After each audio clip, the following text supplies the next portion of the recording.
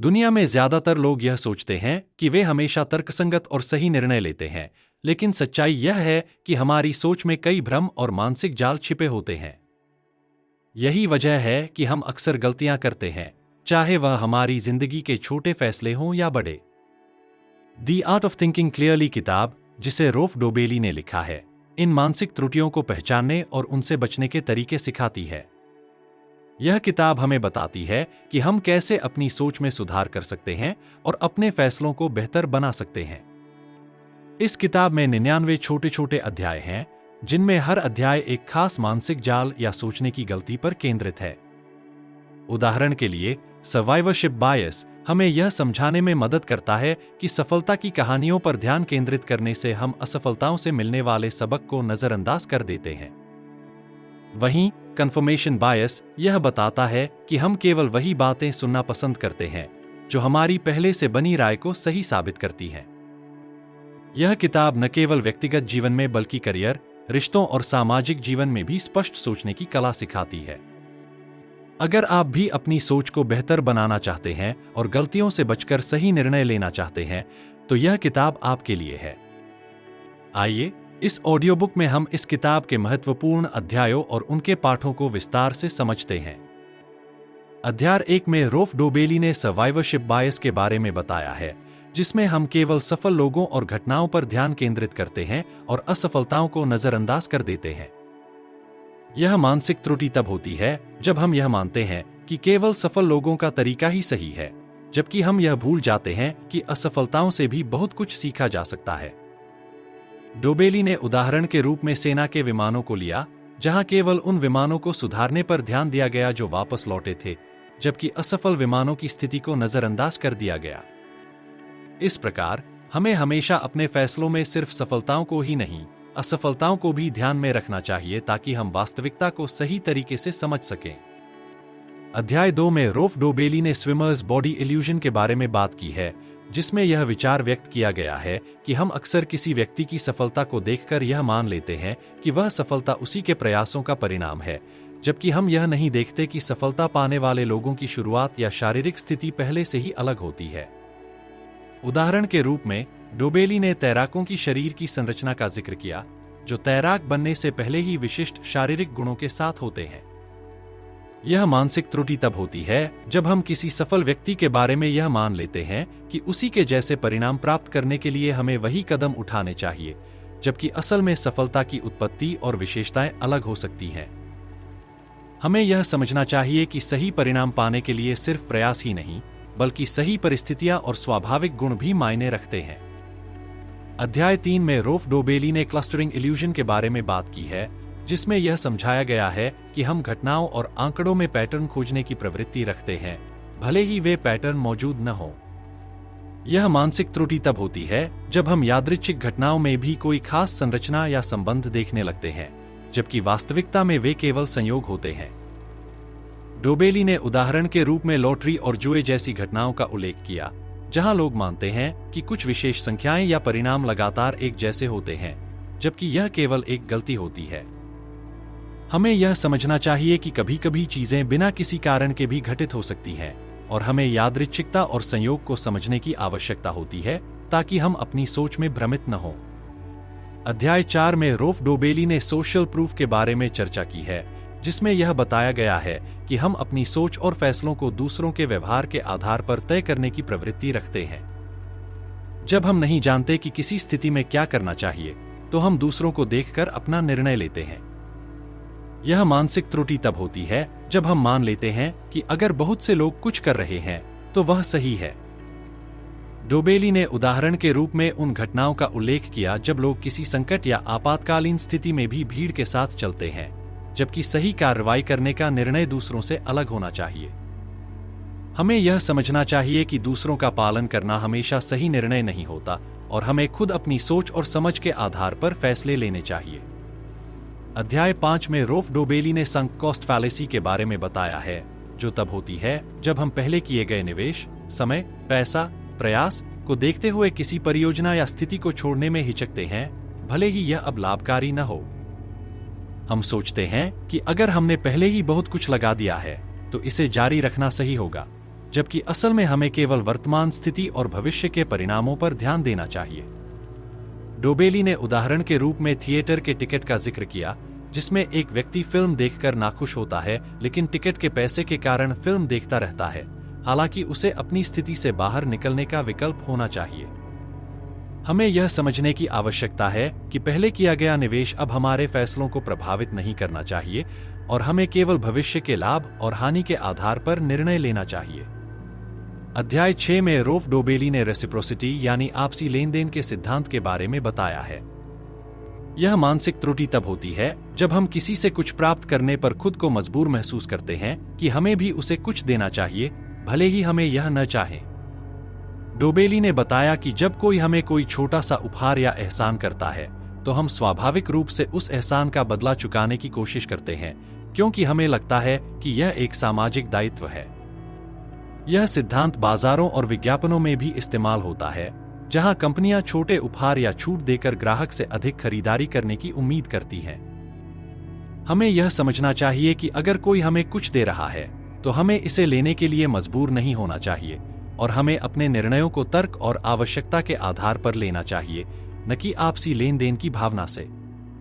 अध्याय 7 में Rolf Dobelli ने कन्फर्मेशन बायस के बारे में चर्चा की है, जिसमें यह बताया गया है कि हम अपने पहले से मौजूद विश्वासों और विचारों को सही ठहराने के लिए उन जानकारी को ही प्राथमिकता देते हैं जो हमारे विचारों के अनुरूप होती है। हम ऐसी जानकारी को नजरअंदाज करते हैं जो हमारे विश्वासों के खिलाफ होती है, भले ही वह ज्यादा तर्कसंगत और वास्तविक हो। डोबेली ने उदाहरण के रूप में राजनीतिक विचारों, धर्म और व्यक्तिगत निर्णयों के संदर्भ में इसे समझाया, जहां लोग अपने विचारों को सही साबित करने के लिए एकतरफा जानकारी पर ध्यान केंद्रित करते हैं। यह मानसिक त्रुटि हमें वास्तविकता को सही तरीके से समझने और अपने फैसलों में सुधार करने से रोकती है। हमें यह समझना चाहिए कि सही निर्णय लेने के लिए हमें अपनी सोच को विस्तृत और खुले मन से देखना चाहिए और हर जानकारी का अवलोकन निष्पक्ष रूप से करना चाहिए। अध्याय 8 में रोल्फ डोबेली ने अथॉरिटी बायस के बारे में बताया है, जिसमें यह बताया गया है कि हम अक्सर उन लोगों की राय और विचारों पर ज्यादा विश्वास करते हैं जो किसी विशेष क्षेत्र में विशेषज्ञ होते हैं, भले ही उनकी राय तर्कसंगत न हो या उस समय संदर्भ से बाहर हो। यह मानसिक त्रुटि तब होती है जब हम किसी व्यक्ति को केवल उसकी विशेषज्ञता या प्रतिष्ठा के आधार पर सही मान लेते हैं, बजाय इसके कि हम उसकी राय का स्वतंत्र रूप से मूल्यांकन करें। डोबेली ने उदाहरण के रूप में डॉक्टर, वैज्ञानिक और मशहूर हस्तियों का उल्लेख किया जो अपनी विशेषज्ञता के कारण हमें प्रभावित करते हैं। यह मानसिक गलती हमें अपनी सोच में लचीलापन और विवेकपूर्ण दृष्टिकोण से बचाती है। हमें यह समझना चाहिए कि किसी की स्थिति या विशेषज्ञता के बावजूद हमें हमेशा विचारों की आलोचना करनी चाहिए और तर्क और प्रमाण के आधार पर ही निर्णय लेना चाहिए। अध्याय 9 में रोल्फ डोबेली ने कॉन्ट्रास्ट इफेक्ट के बारे में बताया है, जो तब होता है जब हम किसी वस्तु, व्यक्ति या स्थिति का मूल्यांकन करते समय उसके आसपास की चीजों से उसकी तुलना करते हैं। इसका मतलब है कि हमारी धारणा किसी चीज के असल मूल्य से नहीं, बल्कि उसके मुकाबले में उपलब्ध अन्य विकल्पों से प्रभावित होती है। उदाहरण के रूप में, जब हम एक महंगे होटल के कमरे को एक सामान्य कमरे से तुलना करते हैं, तो हम उसे ज्यादा आरामदायक और सुविधाजनक महसूस करते हैं, भले ही वह अपनी कीमत के हिसाब से उतना अच्छा न हो। यह मानसिक त्रुटि हमें सही निर्णय लेने में मुश्किलें पैदा करती है, क्योंकि हम किसी चीज की वास्तविक गुणवत्ता या मूल्य का सही आकलन नहीं कर पाते। हमें यह समझना चाहिए कि तुलना का प्रभाव हमारे निर्णयों को बिगाड़ सकता है और हमें चीजों का मूल्य उनके असल गुण और विशेषताओं के आधार पर करना चाहिए, न कि केवल अन्य विकल्पों के संदर्भ में। अध्याय 10 में रोल्फ डोबेली ने अवेलेबिलिटी बायस के बारे में बताया है, जिसमें यह बताया गया है कि हम किसी घटना या जानकारी के बारे में अपने निर्णय तब लेते हैं जब वह जानकारी हमारे दिमाग में तुरंत उपलब्ध होती है, चाहे वह वास्तविकता से मेल खाती हो या नहीं। यह मानसिक त्रुटि तब होती है जब हम हाल ही में हुई किसी घटना या सुनने में आई किसी बात को अधिक महत्व देते हैं, क्योंकि वह हमें आसानी से याद आती है। उदाहरण के रूप में, अगर हमें टीवी पर लगातार प्लेन क्रैशेस के बारे में दिखाया जाता है, तो हम सोचने लगते हैं कि हवाई यात्रा खतरनाक है, भले ही हवाई यात्रा की सुरक्षा दर बहुत अधिक हो। इस तरह की सोच हमें गलत निर्णय लेने पर मजबूर करती है। हमें यह समझना चाहिए कि सिर्फ इसलिए कि कोई जानकारी आसानी से हमारी याददाश्त में आ रही है, इसका मतलब यह नहीं कि वह सही है, और हमें निर्णय लेते वक्त पूरी और तर्कसंगत जानकारी पर ध्यान केंद्रित करना चाहिए। अध्याय 11 में रोल्फ डोबेली ने the it'll get worse before it gets better fallacy के बारे में बात की है, जिसमें यह समझाया गया है कि हम अक्सर यह मान लेते हैं कि किसी कठिन या नकारात्मक स्थिति को सुधारने के लिए वह और भी बुरी होनी चाहिए। जैसे कोई प्रक्रिया या परिवर्तन पहले मुश्किल हो सकता है, लेकिन इसके बाद स्थिति बेहतर हो जाएगी। यह मानसिक त्रुटि तब होती है जब हम भविष्य में होने वाली सकारात्मक परिणामों की आशा में वर्तमान में होने वाली कठिनाइयों को स्वीकार करते हैं, जबकि कई बार परिस्थितियां कभी नहीं बदलती। डोबेली ने उदाहरण के रूप में विभिन्न व्यापार या व्यक्तिगत विकास के प्रयासों का उल्लेख किया, जहां लोग मानते हैं कि चीजें खराब हो रही हैं, लेकिन अंततः वे बेहतर हो जाएंगी, जबकि ऐसा जरूरी नहीं होता। हमें यह समझना चाहिए कि अगर किसी स्थिति में सुधार नहीं हो रहा, तो यह मानने की बजाय कि वह और खराब होगा, हमें अपने फैसलों और रणनीतियों की फिर से समीक्षा करनी चाहिए। अध्याय 12 में रोल्फ डोबेली ने स्टोरी बायस के बारे में चर्चा की है, जिसमें यह बताया गया है कि हम घटनाओं और तथ्यों को एक कहानी के रूप में जोड़ने की प्रवृत्ति रखते हैं ताकि हम उन्हें समझ सकें और उनका अर्थ निकाल सकें। यह मानसिक त्रुटि तब होती है जब हम किसी घटना या तथ्य को उसके वास्तविक संदर्भ से हटकर एक मनोरंजक और साधारण कहानी में बदल देते हैं, जो हमें सुसंगत और समझने में आसान लगती है। उदाहरण के रूप में, लोग अक्सर किसी सफलता की कहानी को इस तरह से पेश करते हैं जैसे कि यह एक स्वाभाविक और निश्चित प्रक्रिया थी, जबकि असल में यह एक संयोग या कई कारकों का परिणाम हो सकता है। डोबेली ने बताया कि इस प्रकार की सोच हमें वास्तविकता से भटकाती है और हम अक्सर चीजों को सरल, स्पष्ट और संबंधित तरीके से समझने की कोशिश करते हैं, जबकि जीवन हमेशा उतना सीधा और सरल नहीं होता। हमें यह समझना चाहिए कि घटनाओं का विश्लेषण करते समय हमें उन्हें एक कहानी के रूप में नहीं, बल्कि जटिल और विविध तथ्यों के रूप में देखना चाहिए। अध्याय 13 में रोल्फ डोबेली ने ओवर कॉन्फिडेंस बायस के बारे में चर्चा की है, जिसमें यह बताया गया है कि लोग अक्सर अपनी क्षमताओं, ज्ञान और भविष्य के अनुमान के बारे में अत्यधिक विश्वास रखते हैं। यह मानसिक त्रुटि तब होती है जब हम अपने फैसलों को सही मानते हैं, जबकि असल में हमारे पास पूरी जानकारी नहीं होती या हम किसी स्थिति को गलत तरीके से आकलन करते हैं। डोबेली ने उदाहरण के रूप में निवेशकों का उल्लेख किया जो अपनी समझ और अनुभव के आधार पर जोखिम उठाते हैं, लेकिन फिर भी असफल हो सकते हैं क्योंकि वे अपनी क्षमता और भविष्य के परिणामों को अधिक मूल्य देते हैं। इस प्रकार की सोच हमें वास्तविकता से दूर कर सकती है और गलत निर्णयों की ओर ले जाती है। हमें यह समझना चाहिए कि हमेशा अपने निर्णयों को अधिक आत्मविश्वास से न लें और संभावित जोखिमों और अनिश्चितताओं को समझते हुए संतुलित और तर्कपूर्ण फैसले करें। अध्याय 14 में रोल्फ डोबेली ने बेस रेट फैलेसी के बारे में बताया है, जिसमें यह समझाया गया है कि हम किसी व्यक्ति या स्थिति के बारे में निर्णय करते समय सामान्य आंकड़ों और संदर्भ को नजरअंदाज कर देते हैं और विशिष्ट मामलों पर ध्यान केंद्रित कर लेते हैं। इसका मतलब है कि हम किसी घटना या व्यक्ति को बहुत खास और विशिष्ट मानकर उस पर निर्णय लेते हैं, बिना यह समझे कि सामान्य स्थिति या मूल आंकड़े क्या हैं। उदाहरण के रूप में, अगर किसी को दिखाया जाता है कि एक विशेष समूह में बहुत कम लोग किसी बीमारी से प्रभावित हैं, तो लोग उस व्यक्ति के लिए जोखिम का अधिक अनुमान लगा सकते हैं यदि उस व्यक्ति में बीमारी के लक्षण हैं, भले ही यह संख्यात्मक रूप से कम संभावना हो। डोबेली ने बताया कि हमें निर्णय लेते समय बेस रेट, सामान्य आंकड़े, पर ध्यान देना चाहिए ताकि हम अपनी सोच को अधिक तार्किक और वास्तविकता के करीब रख सकें। अध्याय 15 में रोल्फ डोबेली ने हेलो इफेक्ट के बारे में बताया है, जिसमें यह समझाया गया है कि हम किसी व्यक्ति या वस्तु के एक सकारात्मक या नकारात्मक गुण को देखकर बाकी सभी गुणों का मूल्यांकन उसी तरीके से करने लगते हैं। यह मानसिक त्रुटि तब होती है जब हम किसी व्यक्ति के शारीरिक आकर्षण, व्यक्तिगत सफलता या अन्य सकारात्मक गुणों को देखकर उसके बाकी गुणों को भी अच्छा मानने लगते हैं, जबकि असल में उनके अन्य गुणों का इससे कोई संबंध नहीं होता।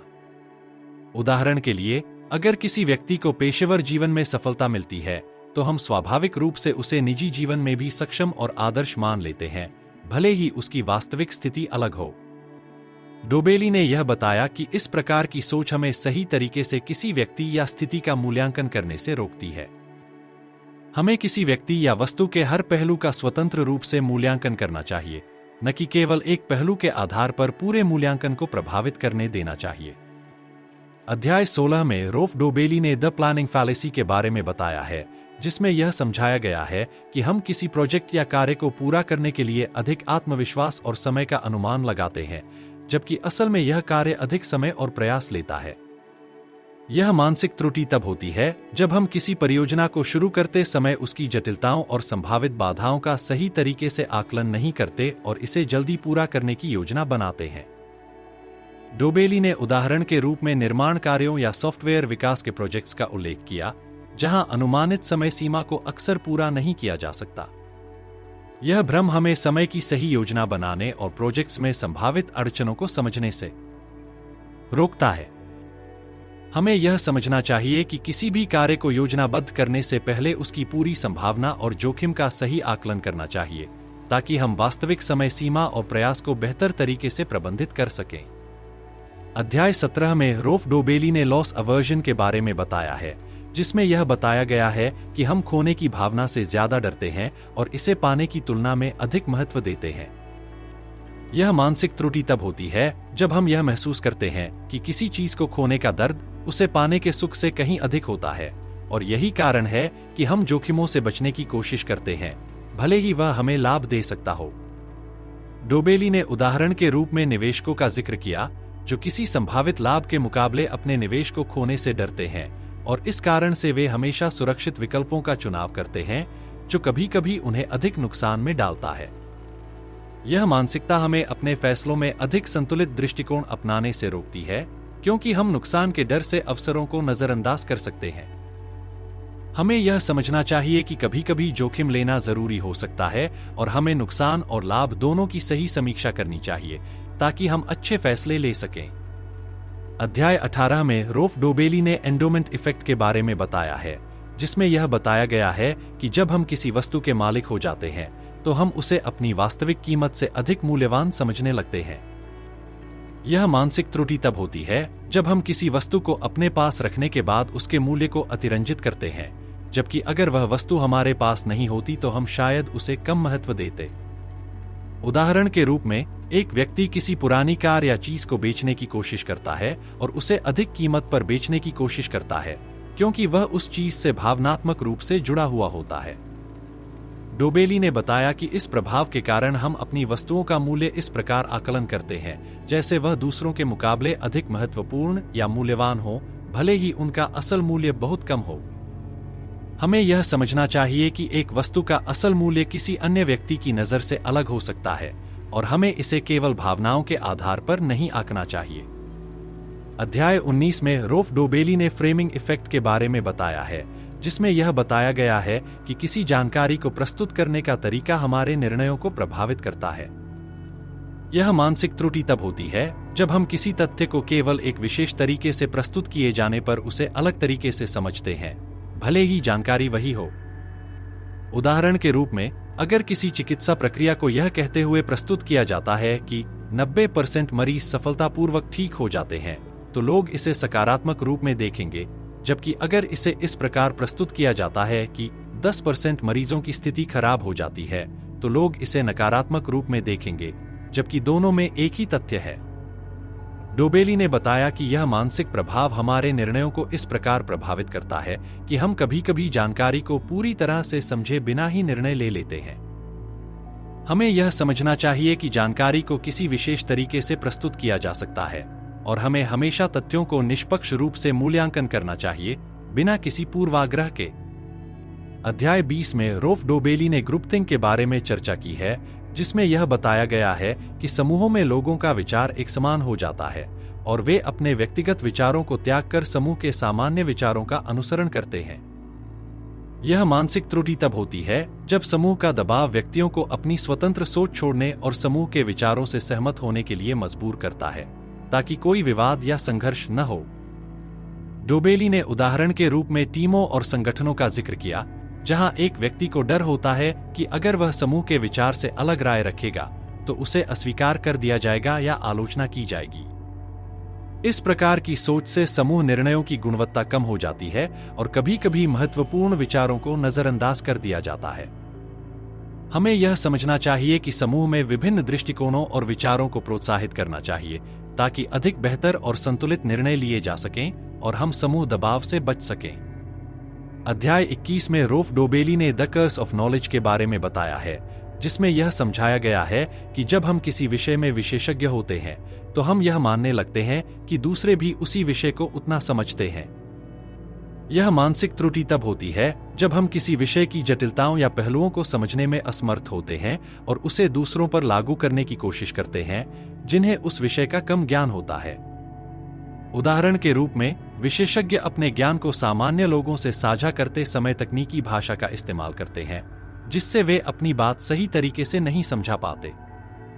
डोबेली ने यह बताया कि जब हम किसी चीज में बहुत अधिक जानकार होते हैं तो हम अपनी सरलता को खो बैठते हैं और दूसरे लोगों के दृष्टिकोण को समझने में कठिनाई होती है। हमें यह समझना चाहिए कि किसी भी जटिल जानकारी को साझा करते वक्त हमें दूसरों की समझ और स्तर को ध्यान में रखते हुए अपनी बात सरल और स्पष्ट रूप से प्रस्तुत करनी चाहिए। अध्याय 22 में रोल्फ डोबेली ने एक्शन बायस के बारे में चर्चा की है, जिसमें यह बताया गया है कि लोग अक्सर केवल कुछ करने के लिए ही कार्य करने का चुनाव करते हैं, बजाय इसके कि वे ठहरकर सही और उचित निर्णय लें। यह मानसिक त्रुटि तब होती है जब हम केवल यह महसूस करते हैं कि कोई समस्या तभी हल हो सकती है जब हम कुछ करें, जबकि कई बार समस्या को सुलझाने के लिए कोई क्रियावली नहीं चाहिए होती। डोबेली ने उदाहरण के रूप में खेलों जैसे फुटबॉल मैच में गोलकीपर के अचानक कार्रवाई करने की प्रवृत्ति का उल्लेख किया, भले ही कभी-कभी सबसे अच्छा विकल्प न करना होता है। यह प्रवृत्ति हमें बिना सोच समझे कार्य करने के लिए प्रेरित करती है और हमें समस्याओं को सुलझाने के बजाय उन्हें और जटिल बना देती है। हमें यह समझना चाहिए कि निर्णय लेने से पहले ठहरकर विचार करना अधिक महत्वपूर्ण हो सकता है और कभी-कभी कोई क्रियावली नहीं करना ही सबसे अच्छा विकल्प होता है। अध्याय 23 में रोल्फ डोबेली ने एट्रिब्यूशन बायस के बारे में बताया है, जिसमें यह समझाया गया है कि हम किसी के व्यवहार या परिणामों को गलत तरीके से समझते हैं और इसके लिए सही कारणों का आकलन नहीं करते। यह मानसिक त्रुटि तब होती है जब हम किसी व्यक्ति की सफलता या असफलता को उसके व्यक्तिगत गुणों जैसे क्षमता या प्रयास से जोड़ते हैं, जबकि असल में यह बाहरी कारकों या परिस्थितियों का परिणाम हो सकता है। उदाहरण के रूप में, यदि किसी व्यक्ति को प्रमोशन मिलता है तो हम मान सकते हैं कि यह उसकी मेहनत या क्षमता का परिणाम है, जबकि यह अन्य कारकों जैसे कंपनी की स्थिति या टीम की जरूरतों का परिणाम भी हो सकता है। डोबेली ने बताया कि हम अक्सर अपनी गलतियों को बाहरी परिस्थितियों पर डाल देते हैं और दूसरों की गलतियों को उनकी व्यक्तिगत असमर्थता पर। हमें यह समझना चाहिए कि किसी भी घटना या परिणाम के कई कारण हो सकते हैं और हमें पूरी तस्वीर को समझने के लिए ज्यादा निष्पक्ष और आलोचनात्मक दृष्टिकोण अपनाना चाहिए।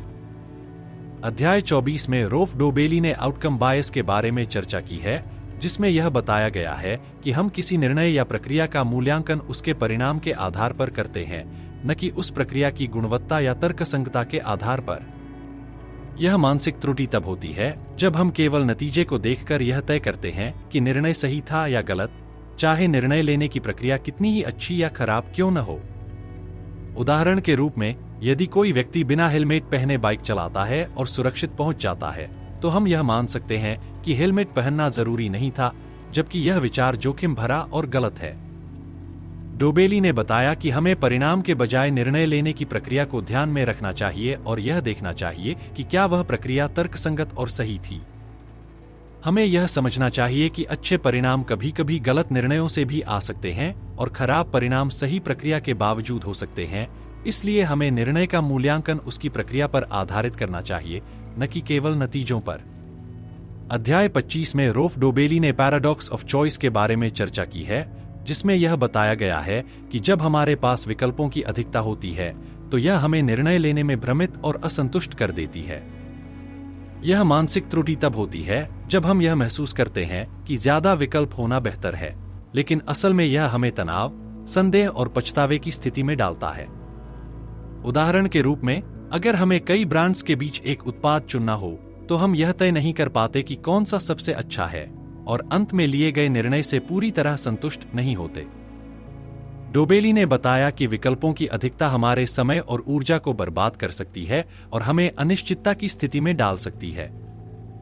हमें यह समझना चाहिए कि हमेशा अधिक विकल्प होना जरूरी नहीं है, और हमें अपने निर्णय को सरल बनाने के लिए सीमित और प्रासंगिक विकल्पों पर ध्यान केंद्रित करना चाहिए ताकि हम बेहतर और संतुष्टिपूर्ण निर्णय ले सकें।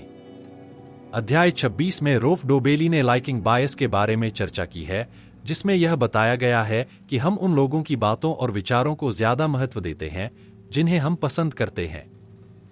यह मानसिक त्रुटि तब होती है जब हमारी पसंद और व्यक्तिगत भावना हमारे निर्णयों और विचारों को प्रभावित करती है, भले ही वह व्यक्ति सही न हो।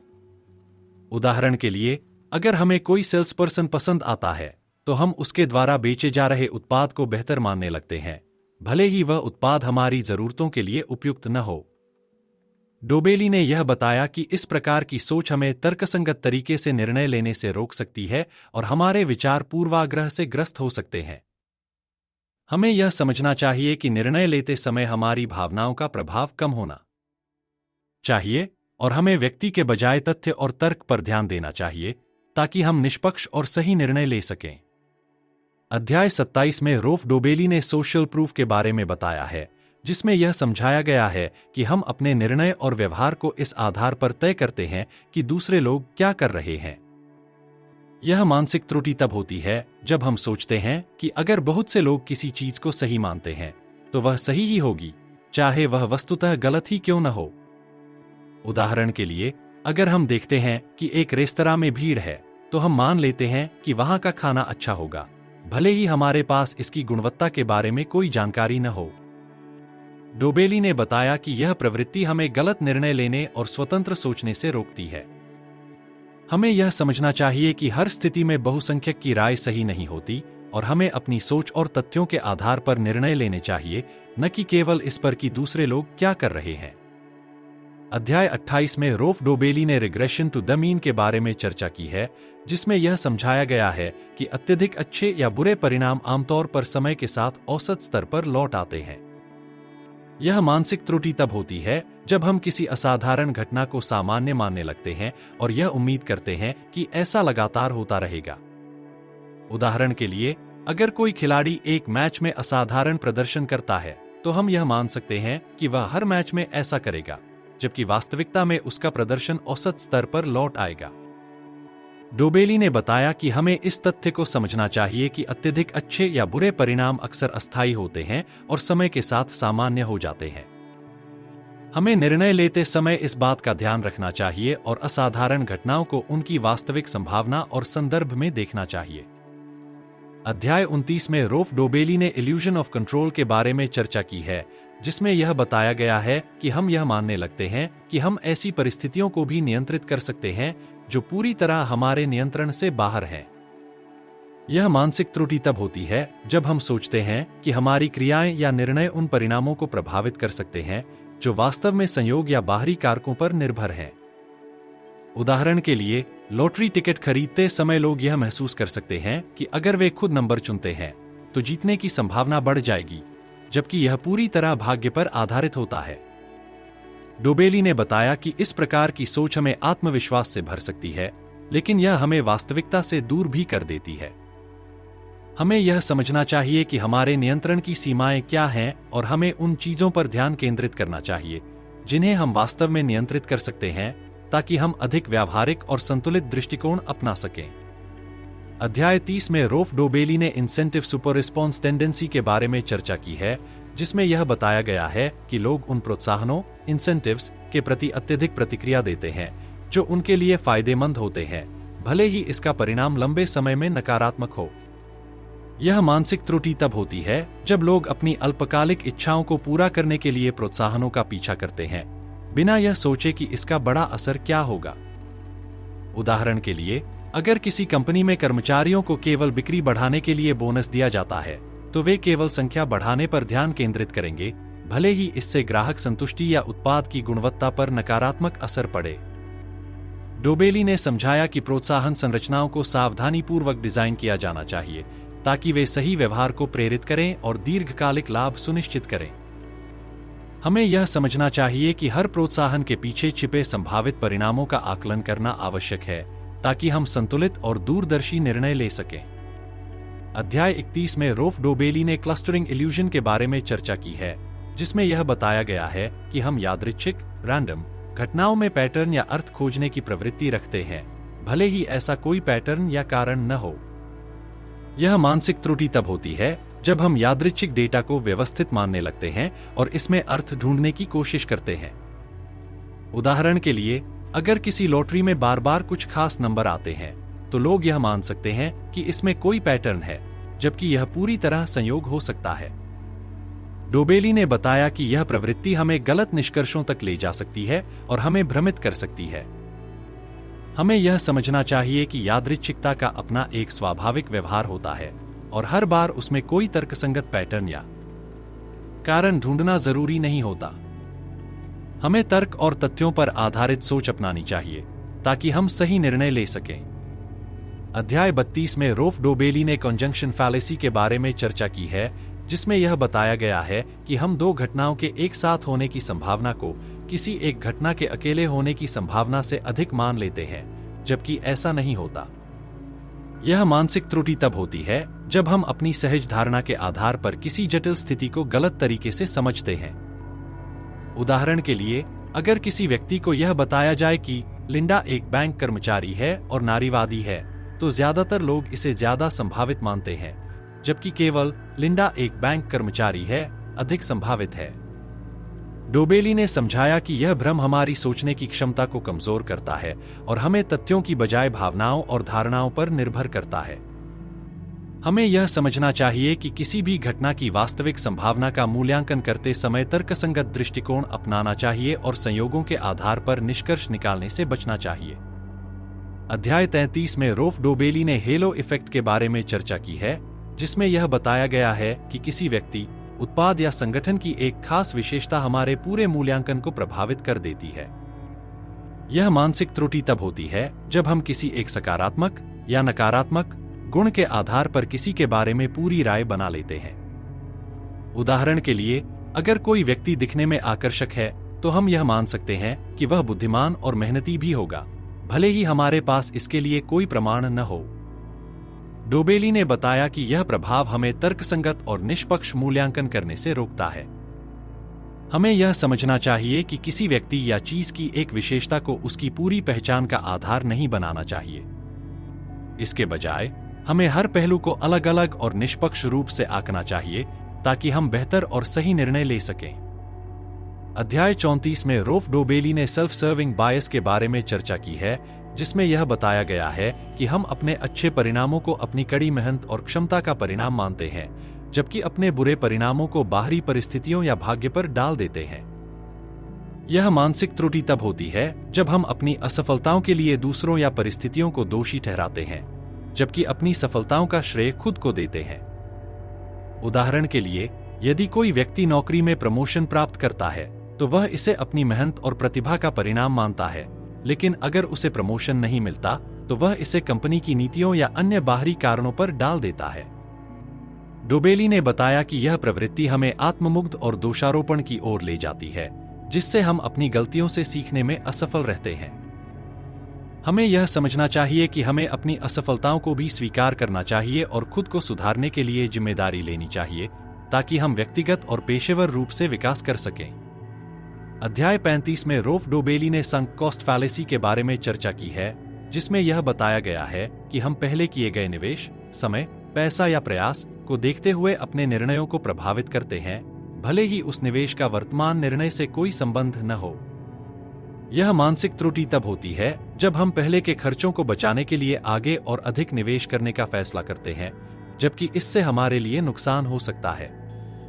उदाहरण के लिए, अगर किसी व्यक्ति ने एक फिल्म टिकट खरीद लिया है और फिल्म शुरू होने के बाद वह उसे पसंद नहीं करता, तो वह फिल्म को देखते रहेंगे क्योंकि वे पहले पैसे खर्च कर चुके हैं, जबकि यह फैसला उनके समय और आनंद के लिए नुकसानदेह हो सकता है। डोबेली ने बताया कि हमें यह समझना चाहिए कि पहले का निवेश एक संकुचित लागत है, जिसे हमें वर्तमान निर्णयों से अलग करके देखना चाहिए। हमें केवल वर्तमान पर ध्यान केंद्रित करना चाहिए और सही निर्णय लेने के लिए इस पूर्वाग्रह से बचना चाहिए। अध्याय 36 में रोल्फ डोबेली ने नैरेटिव फैलेसी के बारे में चर्चा की है, जिसमें यह बताया गया है कि हम घटनाओं को एक सुसंगत और सरल कहानी के रूप में देखने की कोशिश करते हैं, भले ही वह कहानी वास्तविकता से मेल न खाती हो। यह मानसिक त्रुटि तब होती है जब हम एक घटना या स्थिति को सिर्फ इसके परिणामों या तात्कालिक कारणों के आधार पर समझने की कोशिश करते हैं, जबकि वास्तविकता कहीं अधिक जटिल होती है। उदाहरण के रूप में, हम अक्सर किसी व्यक्ति की सफलता को उसकी कड़ी मेहनत और भाग्य के संयोजन के रूप में समझते हैं, जबकि इसके पीछे कई अन्य अनदेखे कारक हो सकते हैं। डोबेली ने बताया कि हम प्राकृतिक रूप से घटनाओं में पैटर्न ढूंढने के लिए प्रेरित होते हैं और उस पैटर्न को एक कहानी में बदल देते हैं जो हमें समझने में मदद करती है, लेकिन यह हमें भ्रमित भी कर सकती है। हमें यह समझना चाहिए कि जीवन में घटनाओं और निर्णयों की जटिलता को स्वीकार करना और सिर्फ सरल कहानियों से बचना महत्वपूर्ण है, ताकि हम वास्तविकता को सही तरीके से समझ सकें।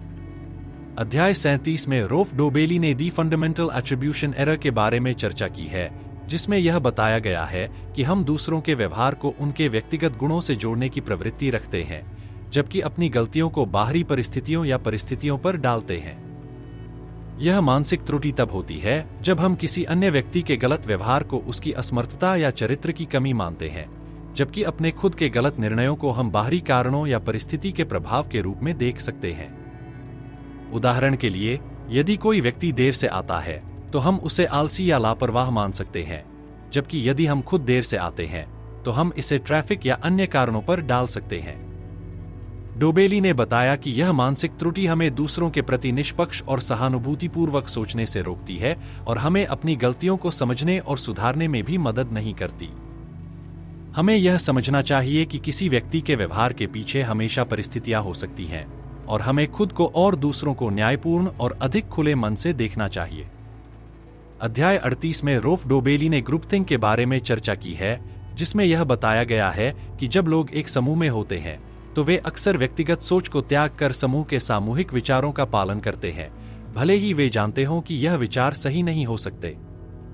यह मानसिक त्रुटि तब होती है जब समूह के सदस्य दबाव के कारण आलोचना या विरोध करने से बचते हैं और गलत फैसलों को अपनाने में सहमति दिखाते हैं, ताकि वे समूह से बाहर न दिखें। उदाहरण के रूप में, किसी कंपनी के टीम में अगर सभी सदस्य एक गलत निर्णय पर सहमत होते हैं तो वे अपनी व्यक्तिगत राय को दबा देते हैं, क्योंकि उन्हें डर होता है कि विरोध करने से वे समूह के सदस्य नहीं रहेंगे। डोबेली ने बताया कि समूह में सोचने की यह प्रवृत्ति हमें सही और तर्कसंगत निर्णय लेने से रोकती है और कभी-कभी गंभीर परिणाम भी उत्पन्न कर सकती है। हमें यह समझना चाहिए कि समूह में भी आलोचनात्मक सोच और वैकल्पिक दृष्टिकोणों को प्रोत्साहित किया जाना चाहिए, ताकि हम सही निर्णय ले सकें और संकीर्ण सोच से बच सकें। अध्याय 39 में रोल्फ डोबेली ने अवेलेबिलिटी बायस के बारे में चर्चा की है, जिसमें यह बताया गया है कि हम किसी घटना या स्थिति की संभावना का आकलन उस पर उपलब्ध जानकारी के आधार पर करते हैं, बजाय इसके कि वह वास्तव में कितनी संभव है। यह मानसिक त्रुटि तब होती है जब हम ताजे या अधिक याद रखने योग्य उदाहरणों को अधिक महत्व देते हैं, भले ही वे असामान्य या दुर्लभ हों। उदाहरण के लिए, अगर किसी व्यक्ति ने हाल ही में हवाई दुर्घटनाओं के बारे में समाचार सुना है तो वह यह मान सकता है कि हवाई यात्रा खतरनाक है, जबकि आंकड़ों के अनुसार यह एक सुरक्षित यात्रा का तरीका है। डोबेली ने बताया कि उपलब्ध जानकारी के आधार पर हम निर्णयों को प्रभावित कर सकते हैं, लेकिन यह जरूरी नहीं कि वह जानकारी सही या पूरी हो। हमें यह समझना चाहिए कि हमारी मानसिकता को सीमित करने वाली पूर्व धारणाओं से बचने के लिए हमें व्यापक दृष्टिकोण और तथ्यपूर्ण जानकारी पर ध्यान केंद्रित करना चाहिए। अध्याय 40 में रोल्फ डोबेली ने फ्रेमिंग इफेक्ट के बारे में चर्चा की है, जिसमें यह बताया गया है कि किसी सूचना या स्थिति को प्रस्तुत करने का तरीका हमारे निर्णयों और विचारों को प्रभावित करता है। यह मानसिक त्रुटि तब होती है जब हम किसी घटना या विकल्प को उसके प्रस्तुतिकरण के तरीके के आधार पर अलग तरह से समझते हैं, चाहे उसका वास्तविक स्वरूप एक जैसा ही क्यों न हो। उदाहरण के लिए, यदि एक दवा को 90% सफलता दर के रूप में प्रस्तुत किया जाता है तो लोग इसे सकारात्मक रूप से स्वीकार करते हैं, जबकि अगर वही दवा 10% विफलता दर के रूप में प्रस्तुत की जाती है तो वही लोग इसे नकारात्मक रूप से देख सकते हैं, भले ही दोनों आंकड़े समान हों। डोबेली ने बताया कि यह प्रभाव हमारे निर्णयों को भ्रमित और पक्षपाती बना सकता है। हमें यह समझना चाहिए कि प्रस्तुतिकरण का तरीका हमारे सोचने की प्रक्रिया को प्रभावित कर सकता है और हमें हमेशा तथ्यों को गहरे से समझने की कोशिश करनी चाहिए, बजाय इसके कि हम केवल उस सूचना को देखकर निर्णय लें जो हमें दिखाई जाती है। अध्याय 41 में रोफ डोबेली ने ओवर कॉन्फिडेंस बायस के बारे में चर्चा की है, जिसमें यह बताया गया है कि हम अपनी क्षमताओं, ज्ञान या निर्णयों को वास्तविकता से ज्यादा महत्व देते हैं। यह मानसिक त्रुटि तब होती है जब हम यह मानते हैं कि हम किसी भी परिस्थिति को सही तरीके से समझ सकते हैं या किसी कार्य को बिना गलती के कर सकते हैं, भले ही हमारे पास सीमित जानकारी हो। उदाहरण के लिए, यदि कोई निवेशक यह मानता है कि वह बाजार की भविष्यवाणी कर सकता है और लगातार मुनाफा कमा सकता है, तो वह अपने फैसलों पर अत्यधिक आत्मविश्वास दिखाता है, जबकि वास्तव में बाजार की स्थिति अनिश्चित होती है। डोबेली ने बताया कि यह प्रभाव हमें गलत निर्णय लेने और जोखिम उठाने के लिए प्रेरित कर सकता है। हमें यह समझना चाहिए कि हमारी क्षमता और ज्ञान के बारे में आत्ममुग्ध होना हमें अंधेरे में ले जा सकता है, इसलिए हमें हमेशा विनम्र और जागरूक रहकर निर्णय लेने चाहिए और अपनी सीमाओं को समझना चाहिए। अध्याय 42 में रोफ डोबेली ने एंडोमेंट इफेक्ट के बारे में चर्चा की है, जिसमें यह बताया गया है कि हम किसी चीज को जब अपने पास मानते हैं तो उसकी मूल्यवानता को अधिक समझने लगते हैं, भले ही उस चीज का वास्तविक मूल्य कम हो। यह मानसिक त्रुटि तब होती है जब हम अपने पास मौजूद वस्तु को अत्यधिक महत्व देते हैं, केवल इस कारण कि वह हमारी है। उदाहरण के लिए, यदि हम एक पुरानी घड़ी को खरीदते हैं तो हम उसे अधिक महंगा मानते हैं, जबकि यदि वही घड़ी किसी और के पास हो तो हम उसका मूल्य कम समझ सकते हैं। डोबेली ने बताया कि यह प्रभाव हमें वस्तुओं का अत्यधिक मूल्यांकन करने और इससे जुड़ी गलत निर्णय लेने के लिए प्रेरित कर सकता है। हमें यह समझना चाहिए कि किसी वस्तु का मूल्य केवल हमारे पास होने के कारण नहीं बढ़ता, बल्कि इसके वास्तविक उपयोग और गुणों के आधार पर उसकी असली कीमत का मूल्यांकन करना चाहिए।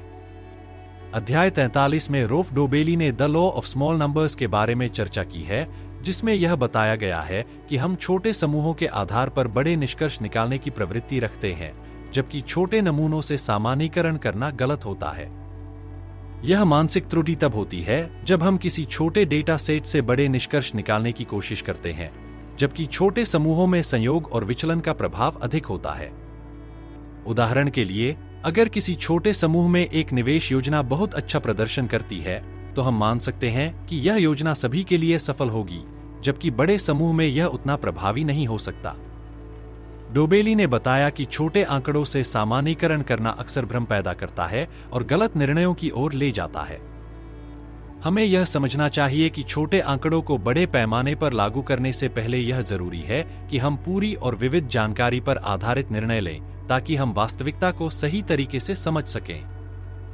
अध्याय 44 में रोफ डोबेली ने एंकरिंग इफेक्ट के बारे में चर्चा की है, जिसमें यह बताया गया है कि हम किसी प्रारंभिक जानकारी एंकर के आधार पर अपनी सब्सिक्वेंट सोच और निर्णयों को प्रभावित करते हैं।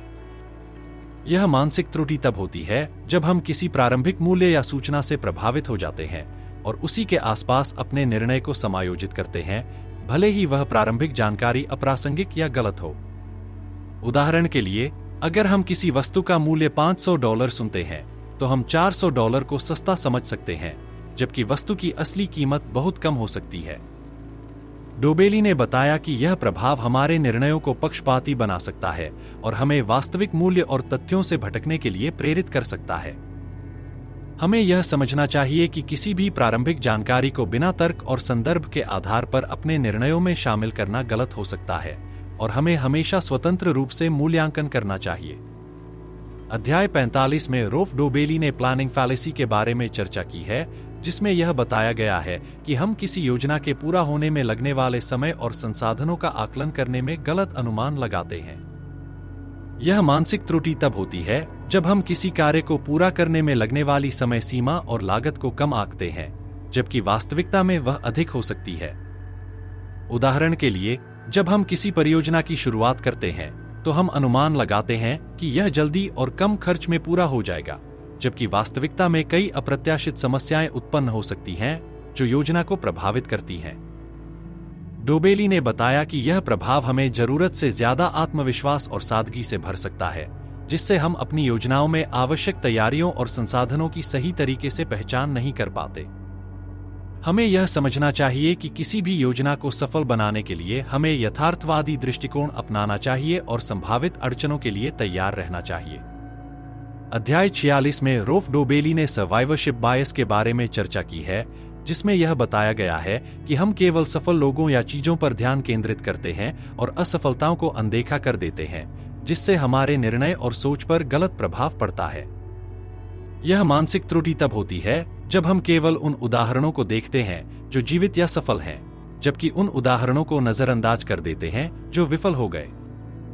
उदाहरण के लिए, हम सफल उद्यमियों की कहानियों को पढ़ते हैं और मानते हैं कि वे अपनी सफलता के लिए किसी खास तरीके से काम कर रहे थे, जबकि हम यह भूल जाते हैं कि ऐसे कई लोग थे जिनकी योजनाएं विफल हो गईं और वे इतिहास में नहीं आए।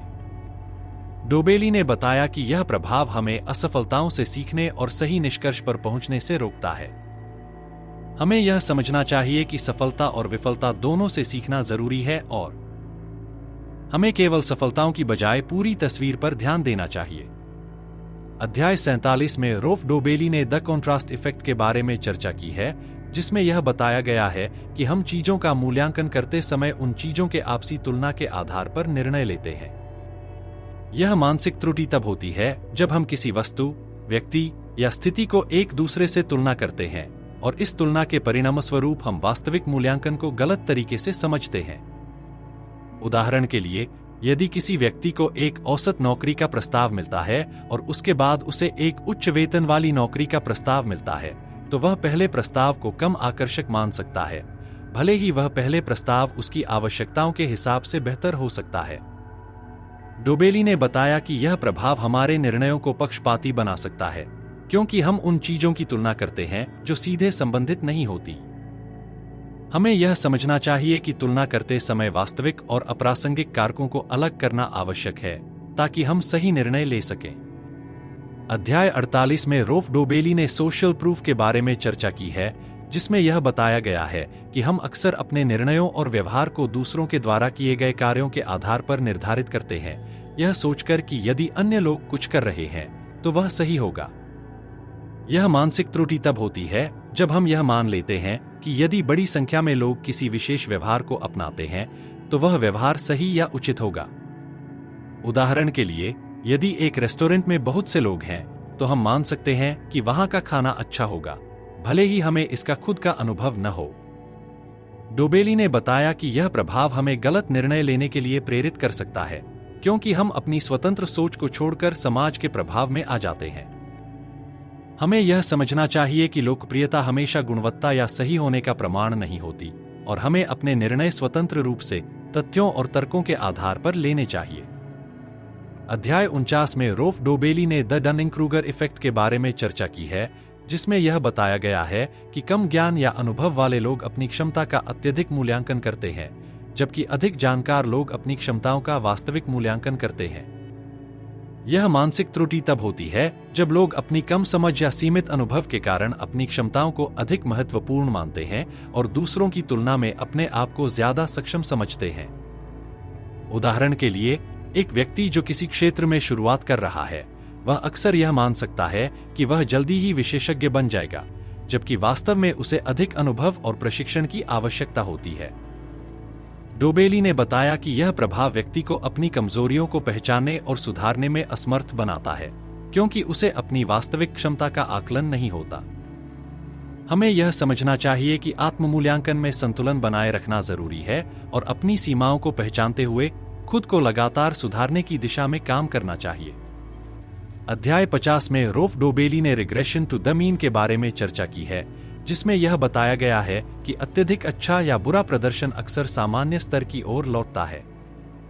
यह मानसिक त्रुटि तब होती है जब हम असाधारण परिणामों को स्थायी या दीर्घकालिक मान लेते हैं, जबकि वास्तव में वे परिणाम सामान्य रूप से औसत पर लौटने की प्रवृत्ति रखते हैं। उदाहरण के लिए, अगर किसी खिलाड़ी ने एक मैच में बहुत अच्छा प्रदर्शन किया, तो यह संभावना है कि अगले मैच में उसका प्रदर्शन औसतन थोड़ा कम हो, क्योंकि पहले का प्रदर्शन असामान्य रूप से अच्छा था। डोबेली ने बताया कि हम अक्सर असाधारण परिणामों को विशेष क्षमता या निर्णय का परिणाम मानते हैं, जबकि वे केवल संयोग या अस्थायी परिस्थितियों के कारण हो सकते हैं। हमें यह समझना चाहिए कि अत्यधिक अच्छे या बुरे परिणाम हमेशा समय के साथ सामान्य स्तर की ओर लौटते हैं और हमें दीर्घकालिक सफलता के लिए निरंतर मेहनत और संतुलित दृष्टिकोण अपनाना चाहिए। अध्याय 51 में रोफ डोबेली ने लॉस अवर्जन के बारे में चर्चा की है, जिसमें यह बताया गया है कि हम हानि को उतना ही अधिक महसूस करते हैं जितना कि समान मात्रा में प्राप्त लाभ को महसूस करते हैं। यह मानसिक त्रुटि तब होती है जब हम हानियों से बचने के लिए ऐसे निर्णय लेते हैं जो हमारे लिए लंबी अवधि में हानिकारक हो सकते हैं। उदाहरण के लिए, एक निवेशक एक जोखिमपूर्ण निवेश को बनाए रख सकता है केवल इसलिए कि वह पहले ही उसमें पैसे खो चुका है, जबकि उस स्थिति में उस पैसे को अन्य बेहतर विकल्प में स्थानांतरित करना अधिक फायदेमंद हो सकता है। डोबेली ने बताया कि यह प्रभाव हमें भविष्य में हानियों को स्वीकार करने में कठिनाई का सामना करवा सकता है और हम अक्सर तात्कालिक लाभ के बजाय दीर्घकालिक दृष्टिकोण से निर्णय लेने में चूक सकते हैं। हमें यह समझना चाहिए कि हानि से बचने की प्रवृत्ति हमें गलत निर्णय लेने के लिए प्रेरित कर सकती है और हमें सटीक और तर्कसंगत तरीके से सोचकर जोखिमों का सामना करना चाहिए।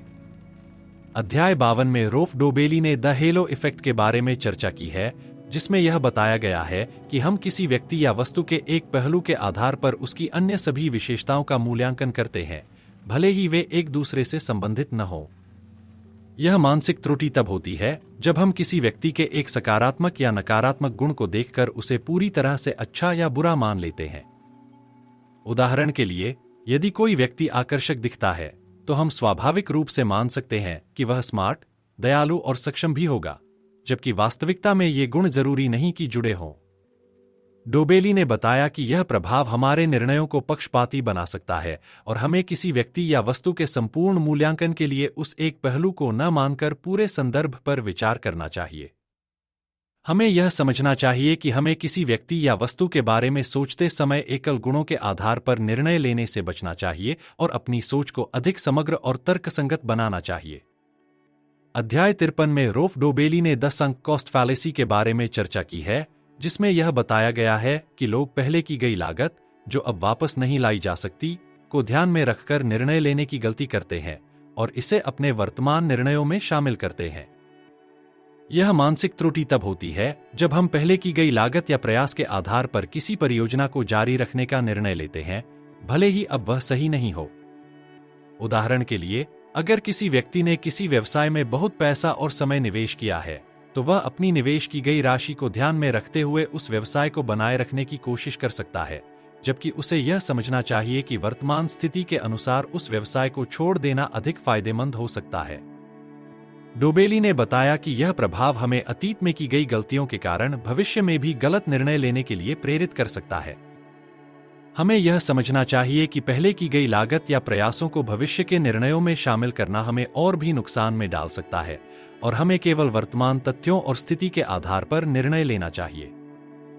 अध्याय 54 में रोफ डोबेली ने रेसिप्रोसिटी बायस के बारे में चर्चा की है, जिसमें यह बताया गया है कि हम दूसरों के द्वारा किए गए कार्यों या उपकारों का जवाब देने की स्वाभाविक प्रवृत्ति रखते हैं, भले ही यह हमारे लिए उचित न हो। यह मानसिक त्रुटि तब होती है जब हम किसी उपकार या उपहार को लौटाने की आवश्यकता महसूस करते हैं, चाहे वह उपहार अप्रत्याशित हो या हमारे निर्णय को प्रभावित करने के इरादे से दिया गया हो। उदाहरण के लिए, अगर कोई सेल्सपर्सन आपको एक छोटा उपहार देता है, तो आप उसकी पेशकश को स्वीकार करने के लिए दबाव महसूस कर सकते हैं, भले ही आपको उसकी पेशकश की आवश्यकता न हो। डोबेली ने बताया कि यह प्रभाव हमारे निर्णयों को प्रभावित कर सकता है और हमें वह करने के लिए मजबूर कर सकता है जो हमारे हित में नहीं है। हमें यह समझना चाहिए कि हमें अपनी जिम्मेदारियों और निर्णयों को दूसरों के कार्यों या उपकारों से स्वतंत्र रूप से लेना चाहिए और अपनी सोच को इस पक्षपाती प्रभाव से बचाना चाहिए। अध्याय 55 में रोफ डोबेली ने कन्फर्मेशन बायस के बारे में चर्चा की है, जिसमें यह बताया गया है कि हम ऐसी जानकारी की खोज और उसे स्वीकार करने की प्रवृत्ति रखते हैं जो हमारे मौजूदा विश्वासों और विचारों की पुष्टि करती है, जबकि विपरीत जानकारी को अनदेखा कर देते हैं। यह मानसिक त्रुटि तब होती है जब हम अपने दृष्टिकोण को सही साबित करने के लिए केवल उन्हीं तथ्यों को चुनते हैं जो हमारे विचारों से मेल खाते हैं। उदाहरण के लिए, यदि कोई व्यक्ति मानता है कि एक विशेष आहार स्वास्थ्य के लिए फायदेमंद है, तो वह केवल उन अध्ययनों को पढ़ेगा जो इस विचार का समर्थन करते हैं और विरोधी शोध को नजरअंदाज करेगा। डोबेली ने बताया कि यह प्रभाव हमारी सोच को संकीर्ण बना सकता है और हमें सटीक और संतुलित निर्णय लेने से रोक सकता है। हमें यह समझना चाहिए कि सच्चाई की तलाश में हमें अपने विश्वासों को चुनौती देने वाली जानकारी को भी खुले दिमाग से स्वीकार करना चाहिए और व्यापक दृष्टिकोण अपनाना चाहिए। अध्याय 54 में रोल्फ डोबेली ने रेसिप्रोसिटी बायस के बारे में चर्चा की है, जिसमें यह बताया गया है कि हम दूसरों के द्वारा किए गए कार्यों या उपकारों का जवाब देने की स्वाभाविक प्रवृत्ति रखते हैं, भले ही यह हमारे लिए उचित न हो। यह मानसिक त्रुटि तब होती है जब हम किसी उपकार या उपहार को लौटाने की आवश्यकता महसूस करते हैं, चाहे वह उपहार अप्रत्याशित हो या हमारे निर्णय को प्रभावित करने के इरादे से दिया गया हो। उदाहरण के लिए, अगर कोई सेल्स पर्सन आपको एक छोटा उपहार देता है, तो आप उसकी पेशकश को स्वीकार करने के लिए दबाव महसूस कर सकते हैं, भले ही आपको उसकी पेशकश की आवश्यकता न हो। डोबेली ने बताया कि यह प्रभाव हमारे निर्णयों को प्रभावित कर सकता है और हमें वह करने के लिए मजबूर कर सकता है जो हमारे हित में नहीं है। हमें यह समझना चाहिए कि हमें अपनी जिम्मेदारियों और निर्णयों को दूसरों के कार्यों या उपकारों से स्वतंत्र रूप से लेना चाहिए और अपनी सोच को इस पक्षपाती प्रभाव से बचाना चाहिए। अध्याय 56 में रोल्फ डोबेली ने अथॉरिटी बायस पर चर्चा की है, जो यह समझाने की कोशिश करता है कि हम क्यों किसी ऐसे व्यक्ति की राय या सलाह को बिना सवाल किए मान लेते हैं जो एक विशेषज्ञ, नेता या उच्च पद पर है। यह मानसिक त्रुटि तब होती है जब हम किसी व्यक्ति की बात को केवल उसके अधिकार या स्थिति के कारण सही मान लेते हैं, भले ही उसकी राय तर्कसंगत या सटीक न हो। उदाहरण के लिए, अगर कोई डॉक्टर किसी दवा की सिफारिश करता है, तो हम उसे बिना सोचे समझे अपना सकते हैं, भले ही वह दवा हमारी स्थिति के लिए उपयुक्त न हो। डोबेली बताते हैं कि यह प्रभाव हमारी स्वतंत्र सोच को बाधित कर सकता है और गलत निर्णय लेने की संभावना बढ़ा सकता है। हमें यह समझना चाहिए कि किसी भी व्यक्ति की राय को उसके पद या प्रतिष्ठा के आधार पर नहीं, बल्कि तथ्यों और तर्कों के आधार पर परखना चाहिए। अध्याय 57 में रोल्फ डोबेली ने द बिकॉज जस्टिफिकेशन बायस के बारे में चर्चा की है, जिसमें यह बताया गया है कि हम किसी भी निर्णय या अनुरोध को सही ठहराने के लिए क्योंकि बिकॉज शब्द का उपयोग करके तर्क ढूंढने की प्रवृत्ति रखते हैं, भले ही वह तर्क तर्कसंगत न हो। यह मानसिक त्रुटि तब होती है जब लोग किसी भी औचित्य को, चाहे वह कितना भी कमजोर हो, सही मानने लगते हैं क्योंकि उसे क्योंकि के साथ प्रस्तुत किया गया है। उदाहरण के लिए, यदि कोई कहे कि कृपया मुझे लाइन में आगे जाने दें क्योंकि मुझे जल्दी है, तो लोग अधिक संभावना से मान जाएंगे, भले ही जल्दी होने का कारण पर्याप्त न हो। डोबेली बताते हैं कि यह प्रवृत्ति हमारे निर्णय लेने की क्षमता को प्रभावित कर सकती है और हमें बिना सोचे समझे किसी चीज को मानने के लिए प्रेरित कर सकती है। हमें यह समझना चाहिए कि हमें किसी भी तर्क या अनुरोध को केवल इसलिए नहीं मान लेना चाहिए कि वह औचित्य के साथ पेश किया गया है, बल्कि उसकी प्रासंगिकता और सटीकता का मूल्यांकन करना चाहिए। अध्याय 58 में रोल्फ डोबेली ने the it's not my fault bias के बारे में चर्चा की है, जिसमें यह बताया गया है कि लोग अपनी गलतियों या असफलताओं की जिम्मेदारी लेने से बचते हैं और इसके लिए बाहरी परिस्थितियों या दूसरों को दोष देते हैं। यह मानसिक त्रुटि तब होती है जब हम अपने नकारात्मक परिणामों को बाहरी कारकों से जोड़ते हैं, लेकिन अपने सफल परिणामों का श्रेय खुद को देते हैं।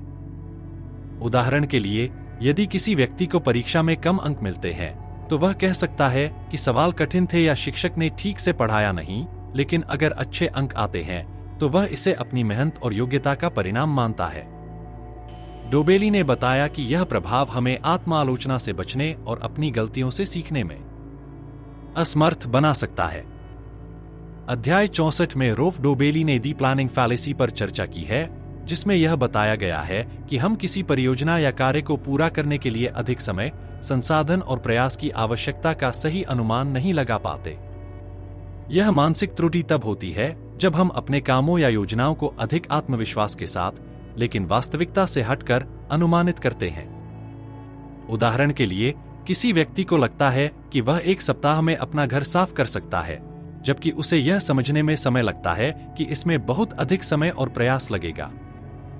डोबेली ने समझाया कि हम हमेशा अपने प्रयासों और परिणामों को सही तरीके से नहीं आंकते और अक्सर अपनी योजनाओं को आदर्श रूप से देखते हैं। इस कारण से हम देरी और अप्रत्याशित समस्याओं का सामना करते हैं।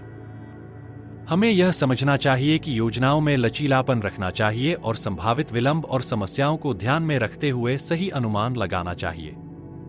अध्याय 65 में रोफ डोबेली ने द डनिंग-क्रूगर इफेक्ट पर चर्चा की है, जिसमें यह बताया गया है कि जब लोग किसी नए क्षेत्र में थोड़ा ज्ञान प्राप्त करते हैं तो उन्हें अपनी क्षमताओं का अधिक आत्मविश्वास होता है और वे इस भ्रम में रहते हैं कि वे विशेषज्ञ हैं। यह मानसिक त्रुटि तब होती है जब लोग अपने कौशल और ज्ञान को अधिक आंकते हैं, क्योंकि उन्हें यह एहसास नहीं होता कि एक वास्तविक विशेषज्ञ बनने के लिए उन्हें और अधिक सीखने की आवश्यकता है। उदाहरण के लिए, कोई व्यक्ति जो कुछ समय से क्रिकेट खेल रहा है वह मान सकता है कि वह एक पेशेवर खिलाड़ी बन सकता है, जबकि उसकी जानकारी और कौशल अभी शुरुआती स्तर पर हैं। डोबेली ने बताया कि यह प्रभाव तब होता है जब लोगों को यह एहसास नहीं होता कि वे अभी भी बहुत कुछ सीखने के लिए बाकी हैं। हमें यह समझना चाहिए कि किसी भी क्षेत्र में वास्तविक विशेषज्ञता हासिल करने के लिए निरंतर सीखना और खुद को चुनौती देना जरूरी है, और केवल शुरुआत में थोड़ी जानकारी से हम खुद को ज्यादा सक्षम नहीं मान सकते। अध्याय 66 में रोफ डोबेली ने द कॉन्ट्रास्ट इफेक्ट पर चर्चा की है, जिसमें यह बताया गया है कि हम किसी व्यक्ति, वस्तु या स्थिति का मूल्यांकन करते समय उसके आसपास की तुलना में अधिक ध्यान देते हैं। यह मानसिक त्रुटि तब होती है जब हम किसी चीज को एक संदर्भ के रूप में देखते हैं और उसका मूल्यांकन उस संदर्भ में करते हैं, बजाय इसके कि हम उसका स्वतंत्र रूप से मूल्यांकन करें। उदाहरण के लिए, यदि हम दो समान उत्पादों को देखते हैं लेकिन एक महंगा और दूसरा सस्ता है, तो हमें सस्ता उत्पाद अधिक आकर्षक लगता है, जबकि दोनों का मूल्य समान हो सकता है। डोबेली ने समझाया कि यह प्रभाव हमारे निर्णयों को असंगत और पक्षपाती बना सकता है, क्योंकि हम अपनी तुलना दूसरों से करने के बजाय किसी वस्तु की वास्तविक गुणवत्ता या मूल्य को सही तरीके से नहीं समझ पाते। हमें यह समझना चाहिए कि किसी भी चीज का मूल्य या गुणवत्ता उसकी वास्तविकता और आवश्यकता के आधार पर आंकी जानी चाहिए, न कि उसे किसी अन्य संदर्भ से तुलना करके। अध्याय 67 में रोफ डोबेली ने दी फॉल्स कंसेंसस इफेक्ट पर चर्चा की है, जिसमें यह बताया गया है कि लोग मानते हैं कि उनके विचार, विश्वास और दृष्टिकोण दूसरों से अधिक समान हैं, जबकि वास्तविकता में यह आवश्यक नहीं होता। यह मानसिक त्रुटि तब होती है जब हम अपनी राय को सामान्य और सामान्य मानते हैं और मानते हैं कि अन्य लोग भी हमारी तरह ही सोचते हैं। उदाहरण के लिए, अगर कोई व्यक्ति पर्यावरण के बारे में एक मजबूत राय रखता है तो वह यह मान सकता है कि सभी लोग उसी तरह सोचते हैं, जबकि वास्तव में बहुत से लोग इससे सहमत नहीं हो सकते। डोबेली ने बताया कि यह प्रभाव हमें गलत निर्णय लेने और समाज में विभिन्न दृष्टिकोणों को समझने में असमर्थ बना सकता है। हमें यह समझना चाहिए कि लोग विभिन्न अनुभवों, पृष्ठभूमियों और विचारों से आते हैं, और यह सामान्य नहीं है कि सभी लोग हमारे जैसे सोचते हों। अध्याय 68 में रोफ डोबेली ने दी सेल्फ सर्विंग बायस पर चर्चा की है, जिसमें यह बताया गया है कि लोग अपनी सफलताओं का श्रेय खुद को देते हैं, जबकि विफलताओं का कारण बाहरी कारकों या परिस्थितियों को मानते हैं।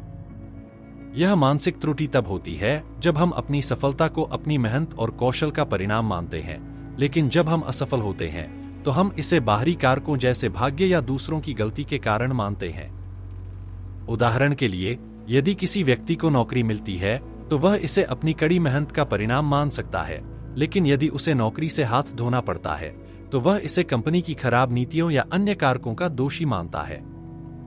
डोबेली ने बताया कि यह प्रभाव हमें अपनी असफलताओं से सीखने और सुधारने में रुकावट डाल सकता है, क्योंकि हम कभी अपनी गलतियों का सही विश्लेषण नहीं करते। हमें यह समझना चाहिए कि आत्म-मूल्यांकन और सुधार के लिए अपनी गलतियों को स्वीकार करना और उन पर काम करना अत्यंत महत्वपूर्ण है।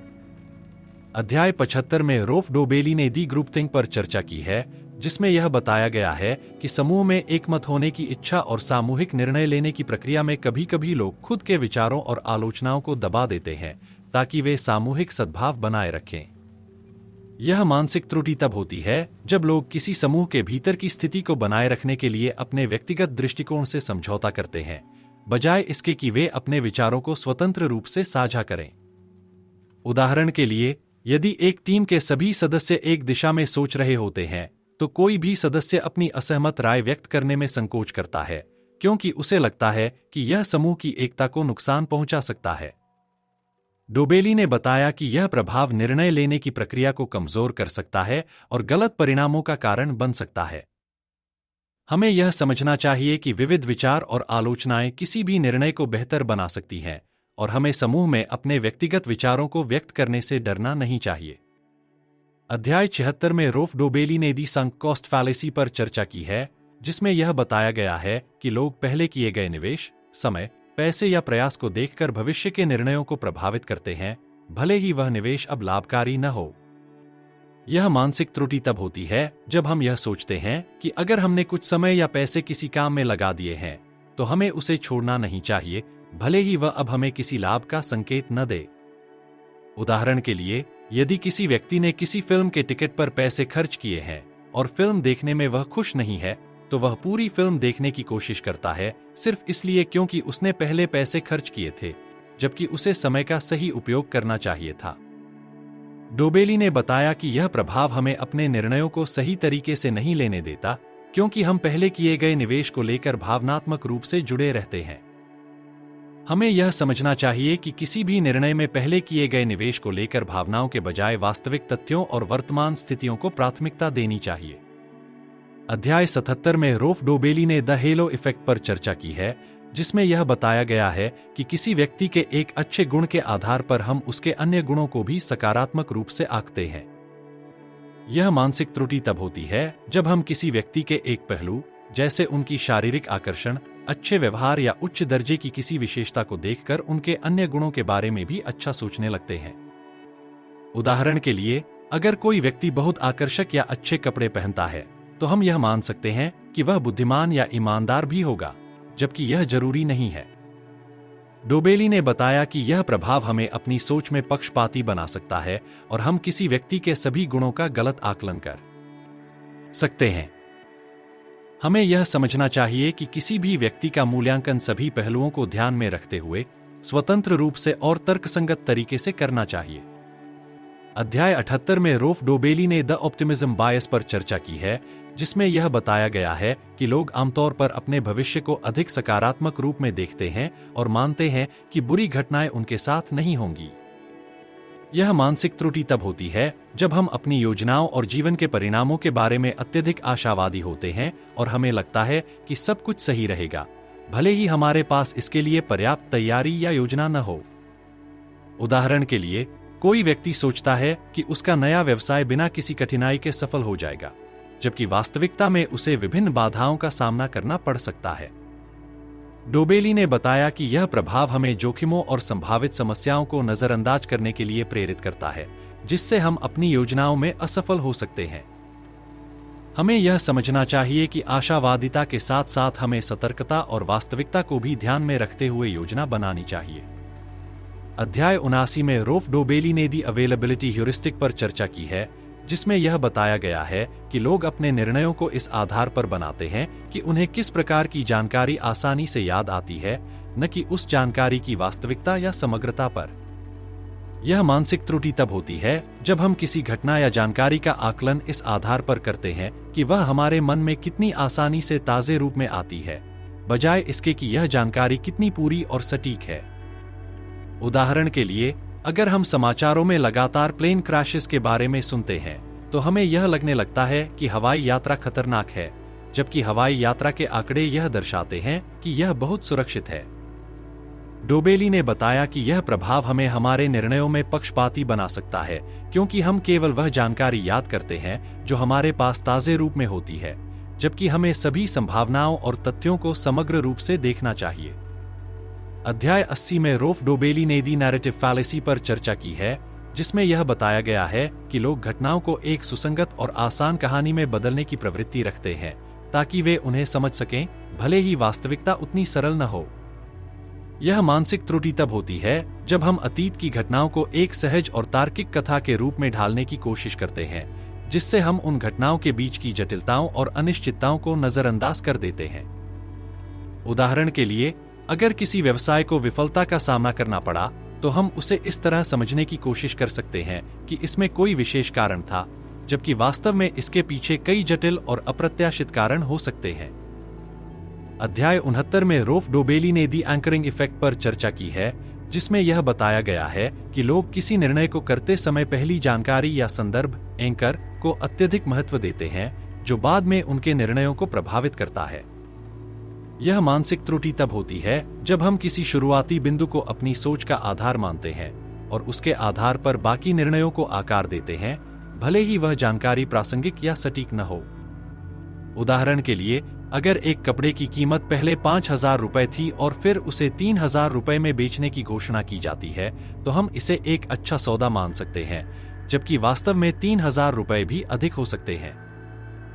डोबेली ने बताया कि यह प्रभाव हमें हमारे निर्णयों में तर्कसंगता से भटका सकता है, क्योंकि हम अक्सर पहली जानकारी को अत्यधिक महत्वपूर्ण मान लेते हैं।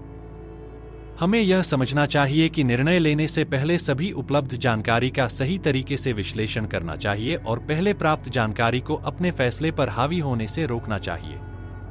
अध्याय 70 में रोफ डोबेली ने द कर्स ऑफ नॉलेज पर चर्चा की है, जिसमें यह बताया गया है कि जब किसी व्यक्ति को किसी विषय का गहरा ज्ञान होता है, तो वह दूसरों को उस विषय को समझाने में असफल हो सकता है, क्योंकि उसे लगता है कि दूसरे भी वही जानकारी जानते हैं। यह मानसिक त्रुटि तब होती है जब हम अपने ज्ञान को दूसरों के स्तर पर समझने की बजाय इसे अत्यधिक सरल मानते हैं। उदाहरण के लिए, एक विशेषज्ञ किसी जटिल तकनीकी या विज्ञान संबंधी विषय पर चर्चा करते समय इसे ऐसे समझा सकता है जैसे कि यह सामान्य जानकारी हो, लेकिन गैर विशेषज्ञों के लिए यह जानकारी बहुत कठिन और अप्रत्याशित हो सकती है। डोबेली ने बताया कि यह प्रभाव हमें संवाद के दौरान दूसरों की समझ और दृष्टिकोण को अनदेखा करने के लिए प्रेरित करता है। हमें यह समझना चाहिए कि हर किसी के पास एक समान ज्ञान नहीं होता और हमें अपनी बात को समझाने के लिए सरल और स्पष्ट तरीके अपनाने चाहिए।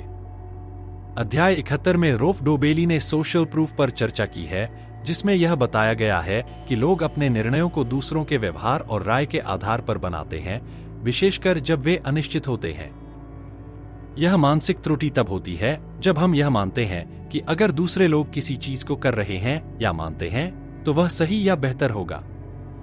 उदाहरण के लिए, अगर एक रेस्टोरेंट में भीड़ है, तो हम यह मान सकते हैं कि वह रेस्टोरेंट अच्छा होगा, जबकि ऐसा जरूरी नहीं है। डोबेली ने बताया कि यह प्रभाव हमें अनावश्यक रूप से समूह के निर्णयों को अपनाने के लिए प्रेरित कर सकता है, बजाय इसके कि हम अपनी स्वतंत्र सोच और तर्क का पालन करें। हमें यह समझना चाहिए कि दूसरों के व्यवहार पर आधारित निर्णय अक्सर हमारी सोच को पक्षपाती बना सकते हैं और हमें खुद की सोच और तथ्यों के आधार पर निर्णय लेने चाहिए। अध्याय 72 में रोफ डोबेली ने दी फंडामेंटल एट्रीब्यूशन एरर पर चर्चा की है, जिसमें यह बताया गया है कि हम दूसरों के व्यवहार का कारण उनके व्यक्तिगत गुणों या स्वभाव से जोड़ते हैं, जबकि अपनी खुद की स्थिति में हम बाहरी परिस्थितियों को प्राथमिकता देते हैं। यह मानसिक त्रुटि तब होती है जब हम किसी दूसरे व्यक्ति के गलत व्यवहार को उनके चरित्र का परिणाम मानते हैं, लेकिन अपनी गलतियों के लिए हम बाहरी परिस्थितियों को दोष देते हैं। उदाहरण के लिए, यदि कोई व्यक्ति मीटिंग में देर से आता है, तो हम सोच सकते हैं कि वह अनुशासनहीन है,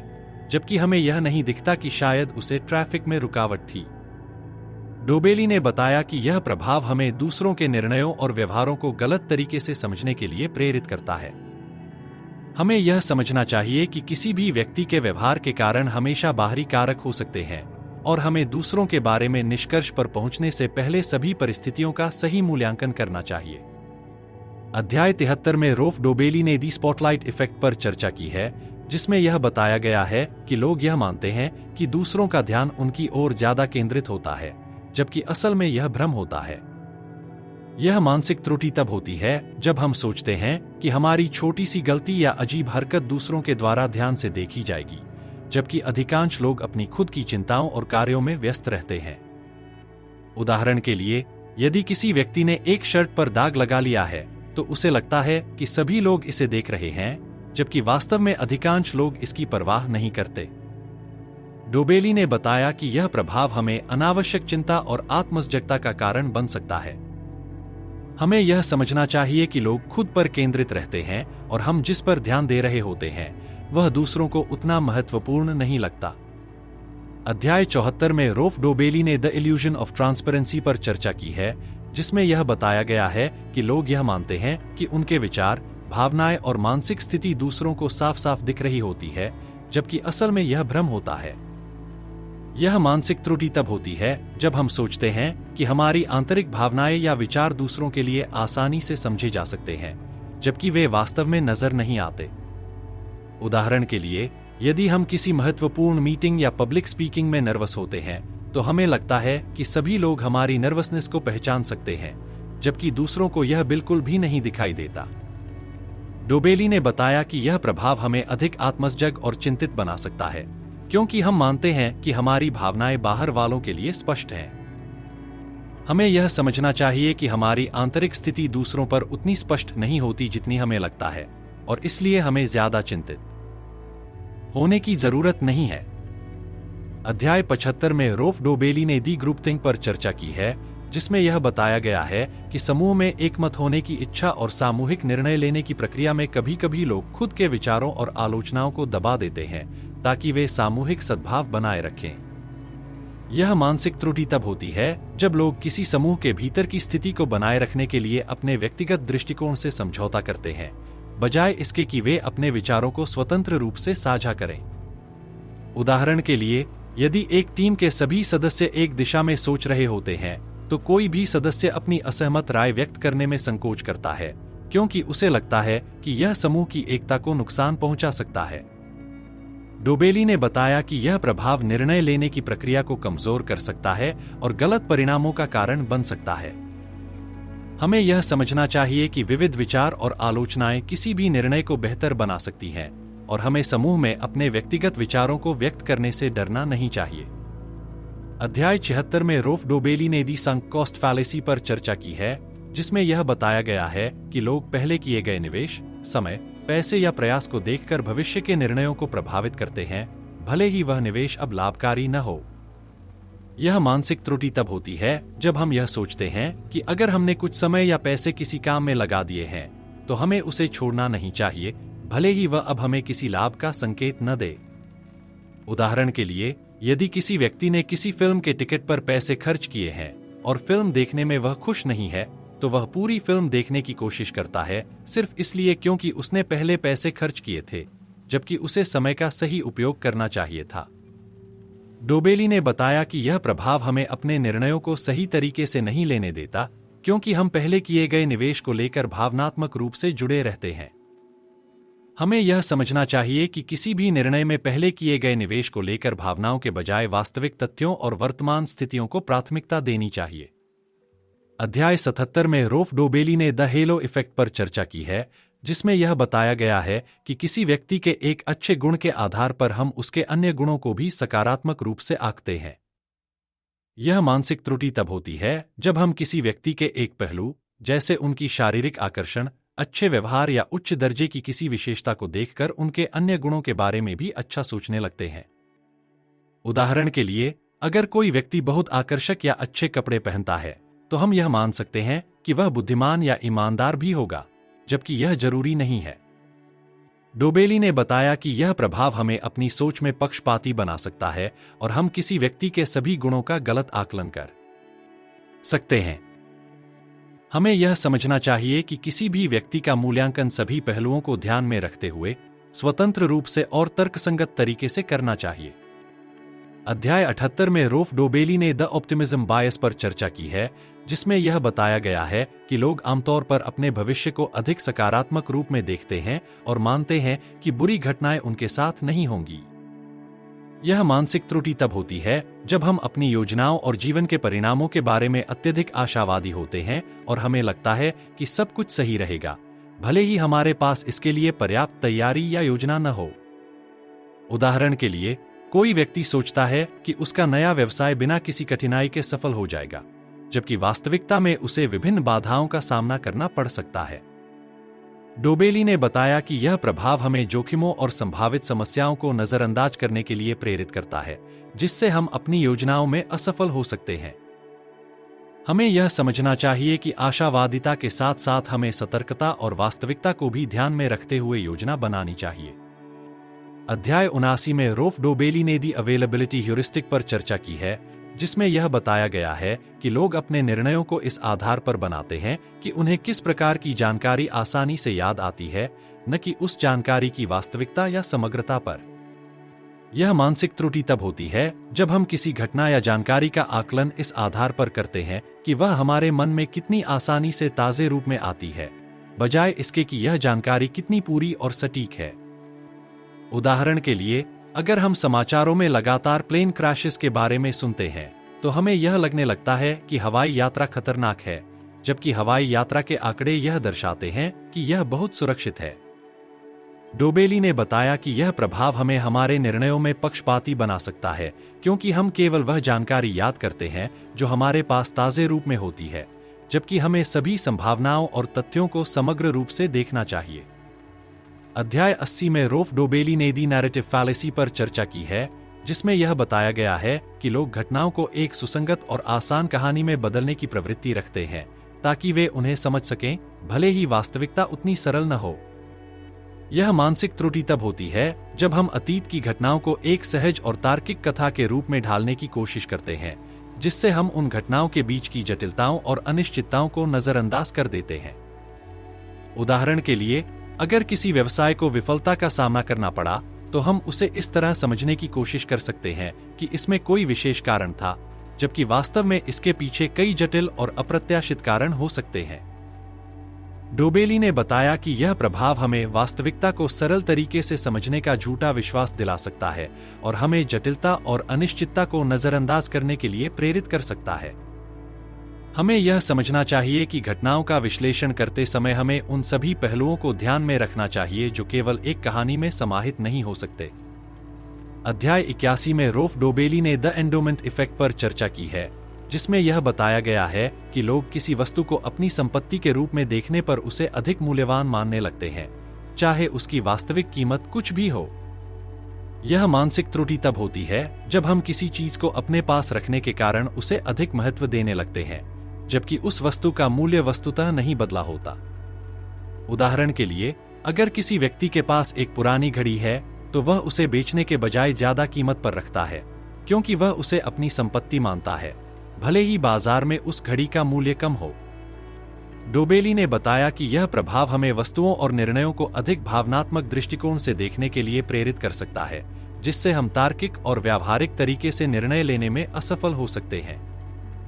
हमें यह समझना चाहिए कि हमें किसी भी वस्तु का मूल्य उसकी वास्तविक उपयोगिता या बाजार मूल्य के आधार पर तय करना चाहिए, न कि केवल इस आधार पर कि वह हमारी संपत्ति है। अध्याय 82 में रोफ डोबेली ने द प्लानिंग फैलेसी पर चर्चा की है, जिसमें यह बताया गया है कि लोग अपने भविष्य के योजनाओं और कार्यों को करने में अक्सर कम समय और संसाधन की आवश्यकता का आकलन करते हैं, जबकि वास्तविकता में उन्हें अधिक समय और प्रयास लग सकता है। यह मानसिक त्रुटि तब होती है जब हम अपनी योजनाओं को बहुत ही आशावादी रूप से देखते हैं,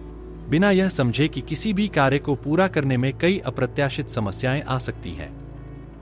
उदाहरण के लिए, यदि किसी व्यक्ति को घर के नवीनीकरण का काम करना है, तो वह यह मान सकता है कि यह काम 1 महीने में पूरा हो जाएगा, जबकि वास्तविकता में यह काम 2 या 3 महीने ले सकता है। डोबेली ने बताया कि यह प्रभाव हमें गलत उम्मीदें पैदा करता है, और जब योजनाएं उम्मीद के मुताबिक नहीं चलती, तो हम निराश होते हैं। हमें यह समझना चाहिए कि भविष्य के कार्यों के लिए योजना बनाते समय हमें यथासंभव संभावित समस्याओं और देरी को ध्यान में रखते हुए अधिक यथार्थवादी दृष्टिकोण अपनाना चाहिए। अध्याय 84 में रोफ डोबेली ने दी एक्शन बायस पर चर्चा की है, जिसमें यह बताया गया है कि लोग अक्सर सोचने और विश्लेषण करने की बजाय किसी समस्या का समाधान करने के लिए तुरंत कार्य करने को प्राथमिकता देते हैं। यह मानसिक त्रुटि तब होती है जब हम यह मानते हैं कि क्रिया, एक्शन, किसी स्थिति को सुधारने के लिए एक प्रभावी उपाय है, जबकि कभी-कभी स्थिति को शांतिपूर्वक सोचकर हल करना ज्यादा सही होता है। उदाहरण के लिए, अगर किसी व्यक्ति को कारोबार में समस्याओं का सामना करना पड़ रहा है, तो वह अक्सर बिना उचित योजना बनाए तुरंत कुछ नया करने की कोशिश करता है, जबकि पहले से चल रहे उपायों का विश्लेषण करना या मौजूदा स्थिति पर ध्यान केंद्रित करना ज्यादा लाभकारी हो सकता है। डोबेली ने बताया कि यह प्रभाव हमें अक्सर इम्पल्सिव, आकस्मिक निर्णय लेने के लिए प्रेरित करता है, जो लंबी अवधि में नुकसान का कारण बन सकते हैं। हमें यह समझना चाहिए कि कभी-कभी निर्णय लेने से पहले शांतिपूर्वक सोचने और स्थिति का सही आकलन करने की आवश्यकता होती है। अध्याय 85 में रोफ डोबेली ने द इल्यूजन ऑफ कंट्रोल पर चर्चा की है, जिसमें यह बताया गया है कि लोग अक्सर मानते हैं कि वे किसी विशेष घटना या परिणाम को अपने नियंत्रण में रखते हैं, जबकि वास्तव में ऐसा नहीं होता। यह मानसिक त्रुटि तब होती है जब हम सोचते हैं कि हमारी कार्रवाई या निर्णयों से किसी अप्रत्याशित या अनिश्चित परिणाम पर प्रभाव पड़ सकता है, जबकि वह परिणाम पूरी तरह से हमारे नियंत्रण से बाहर हो सकता है।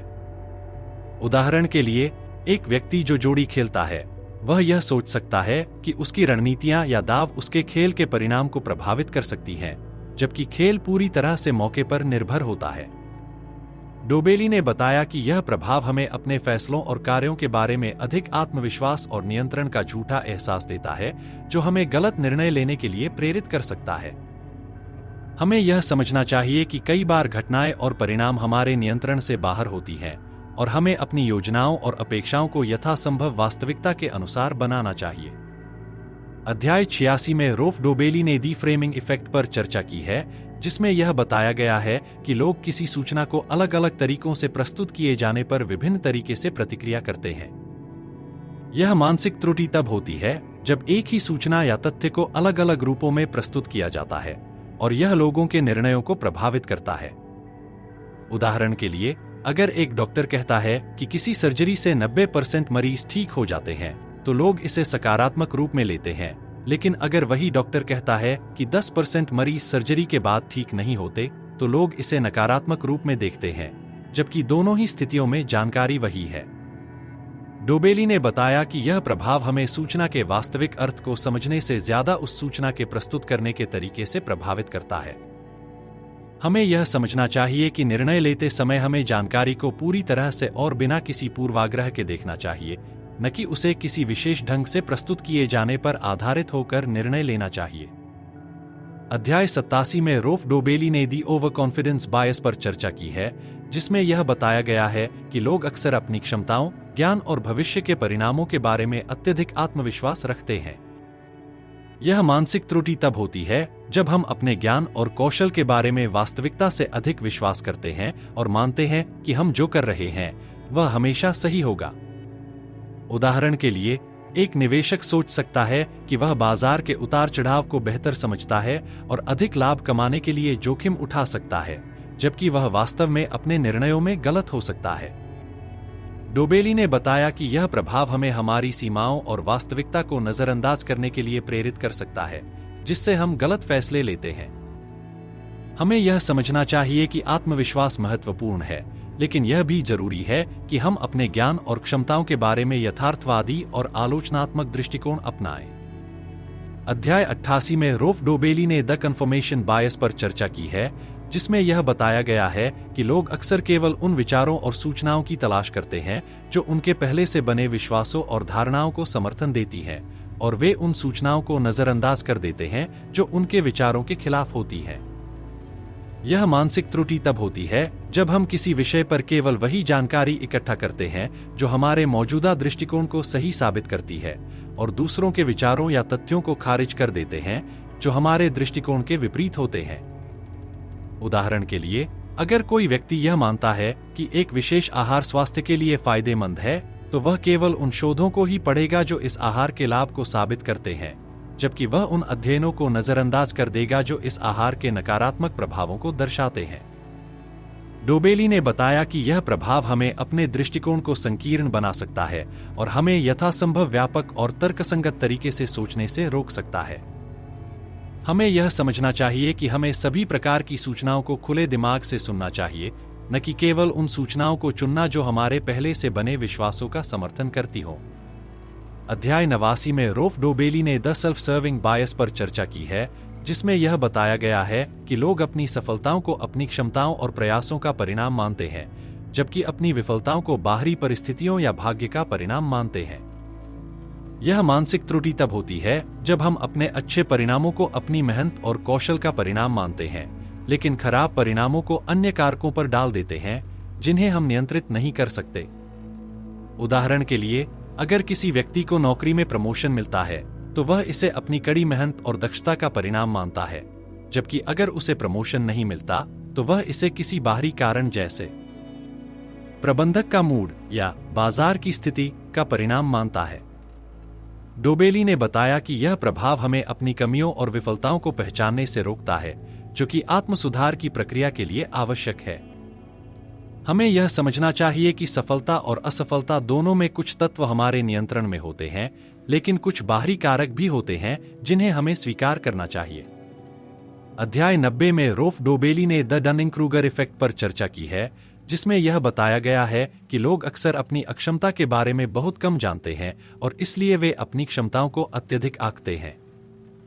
यह मानसिक त्रुटि तब होती है जब किसी व्यक्ति को किसी विशिष्ट क्षेत्र में बहुत कम ज्ञान या कौशल होता है, लेकिन वह यह सोचता है कि वह उस क्षेत्र में काफी सक्षम है। उदाहरण के लिए, एक व्यक्ति जो नए क्रिकेट खेलना शुरू करता है, वह यह मान सकता है कि वह एक अच्छा खिलाड़ी है, जबकि वह तकनीकी रूप से बहुत कुछ नहीं जानता। डोबेली ने बताया कि यह प्रभाव हमें अपनी क्षमताओं का गलत मूल्यांकन करने के लिए प्रेरित कर सकता है और हम उन क्षेत्रों में गलत निर्णय ले सकते हैं जहां हमें अधिक सीखने की आवश्यकता होती है। हमें यह समझना चाहिए कि हम जितना अधिक सीखते हैं, उतना ही हमें अपनी सीमाओं का एहसास होता है और तभी हम वास्तव में विकास कर सकते हैं। अध्याय 91 में रोल्फ डोबेली ने 10 अंक कॉस्ट फैलेसी पर चर्चा की है, जिसमें यह बताया गया है कि लोग पहले की गई गलतियों या निवेशों को छोड़ने के बजाय उन पर और अधिक निवेश करने की प्रवृत्ति रखते हैं, क्योंकि वे पहले की गई लागत या समय को व्यर्थ नहीं जाने देना चाहते हैं। यह मानसिक त्रुटि तब होती है जब हम पहले किए गए निवेश, चाहे वह समय, पैसा या ऊर्जा हो, को तर्कसंगत रूप से नहीं देख पाते और फिर उस पर और अधिक निवेश करने की कोशिश करते हैं, जबकि यह कभी लाभकारी नहीं होता। उदाहरण के लिए, अगर किसी व्यक्ति ने एक खराब फिल्म देखने के लिए पैसा दिया है, तो वह पूरी फिल्म देखेगा, भले ही वह आनंद नहीं ले रहा हो, केवल इसलिए क्योंकि उसने पहले ही टिकट खरीदी थी। डोबेली ने बताया कि यह प्रभाव हमें अनावश्यक रूप से संसाधन खर्च करने के लिए प्रेरित कर सकता है, जो लंबे समय में और अधिक नुकसान का कारण बन सकता है। हमें यह समझना चाहिए कि जो कुछ पहले खर्च किया जा चुका है, वह अब वापस नहीं आ सकता और हमें भविष्य के निर्णयों को केवल वर्तमान परिस्थितियों के आधार पर बनाना चाहिए। अध्याय 92 में रोल्फ डोबेली ने द हेलो इफेक्ट पर चर्चा की है, जिसमें यह बताया गया है कि लोग किसी व्यक्ति या वस्तु के एक विशेष सकारात्मक गुण के आधार पर उसकी अन्य विशेषताओं का भी मूल्यांकन सकारात्मक रूप से करते हैं। यह मानसिक त्रुटि तब होती है जब हम किसी व्यक्ति या चीज की एक विशेष अच्छी विशेषता, जैसे आकर्षण या सफलता, को अन्य पहलुओं के बारे में निष्कर्ष निकालने के लिए आधार बना लेते हैं, भले ही उन पहलुओं का उसके सकारात्मक गुण से कोई संबंध न हो। उदाहरण के लिए, अगर एक व्यक्ति शारीरिक रूप से आकर्षक है, तो हम यह मान सकते हैं कि वह अन्य क्षेत्रों में भी सक्षम या योग्य होगा, जैसे कि कार्यक्षमता या बुद्धिमत्ता। डोबेली ने बताया कि यह प्रभाव हमारे निर्णयों को पक्षपाती बना सकता है, क्योंकि हम केवल एक विशेष गुण के आधार पर पूरी तरह से किसी व्यक्ति या वस्तु का मूल्यांकन करते हैं। हमें यह समझना चाहिए कि किसी भी व्यक्ति या वस्तु के मूल्यांकन में हमें विभिन्न पहलुओं को अलग अलग तरीके से और बिना पूर्वाग्रह के देखना चाहिए। अध्याय 93 में रोल्फ डोबेली ने द मेयर एक्सपोजर इफेक्ट पर चर्चा की है, जिसमें यह बताया गया है कि लोग किसी चीज को बार बार देखने या सुनने के बाद उसे पसंद करने लगते हैं, भले ही शुरुआत में वे उसे नापसंद करते थे। यह मानसिक त्रुटि तब होती है जब हम किसी चीज या विचार के प्रति अपनी प्रतिक्रिया को उसकी सामान्य उपस्थिति या आवृत्ति के आधार पर बदलते हैं, न कि उसकी वास्तविक गुणवत्ता के आधार पर।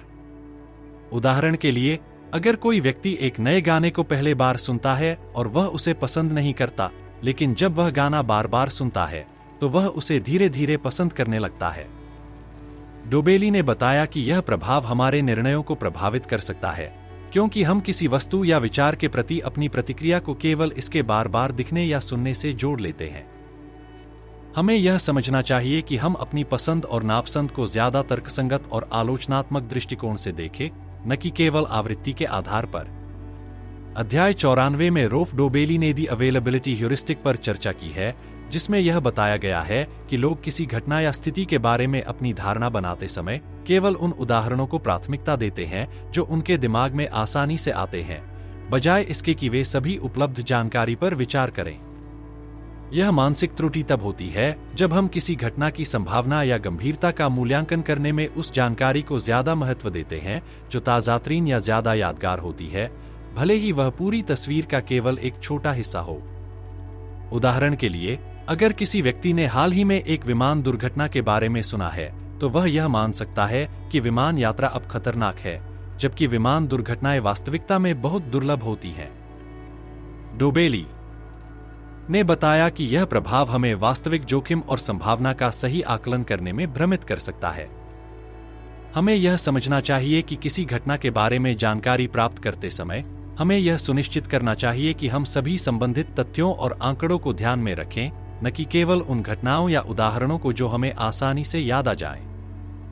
अध्याय 95 में रोफ डोबेली ने दी सर्वाइवरशिप बायस पर चर्चा की है, जिसमें यह बताया गया है कि लोग केवल उन लोगों, घटनाओं या चीजों पर ध्यान केंद्रित करते हैं जो सफल हुए हैं और असफलताओं को नजरअंदाज कर देते हैं।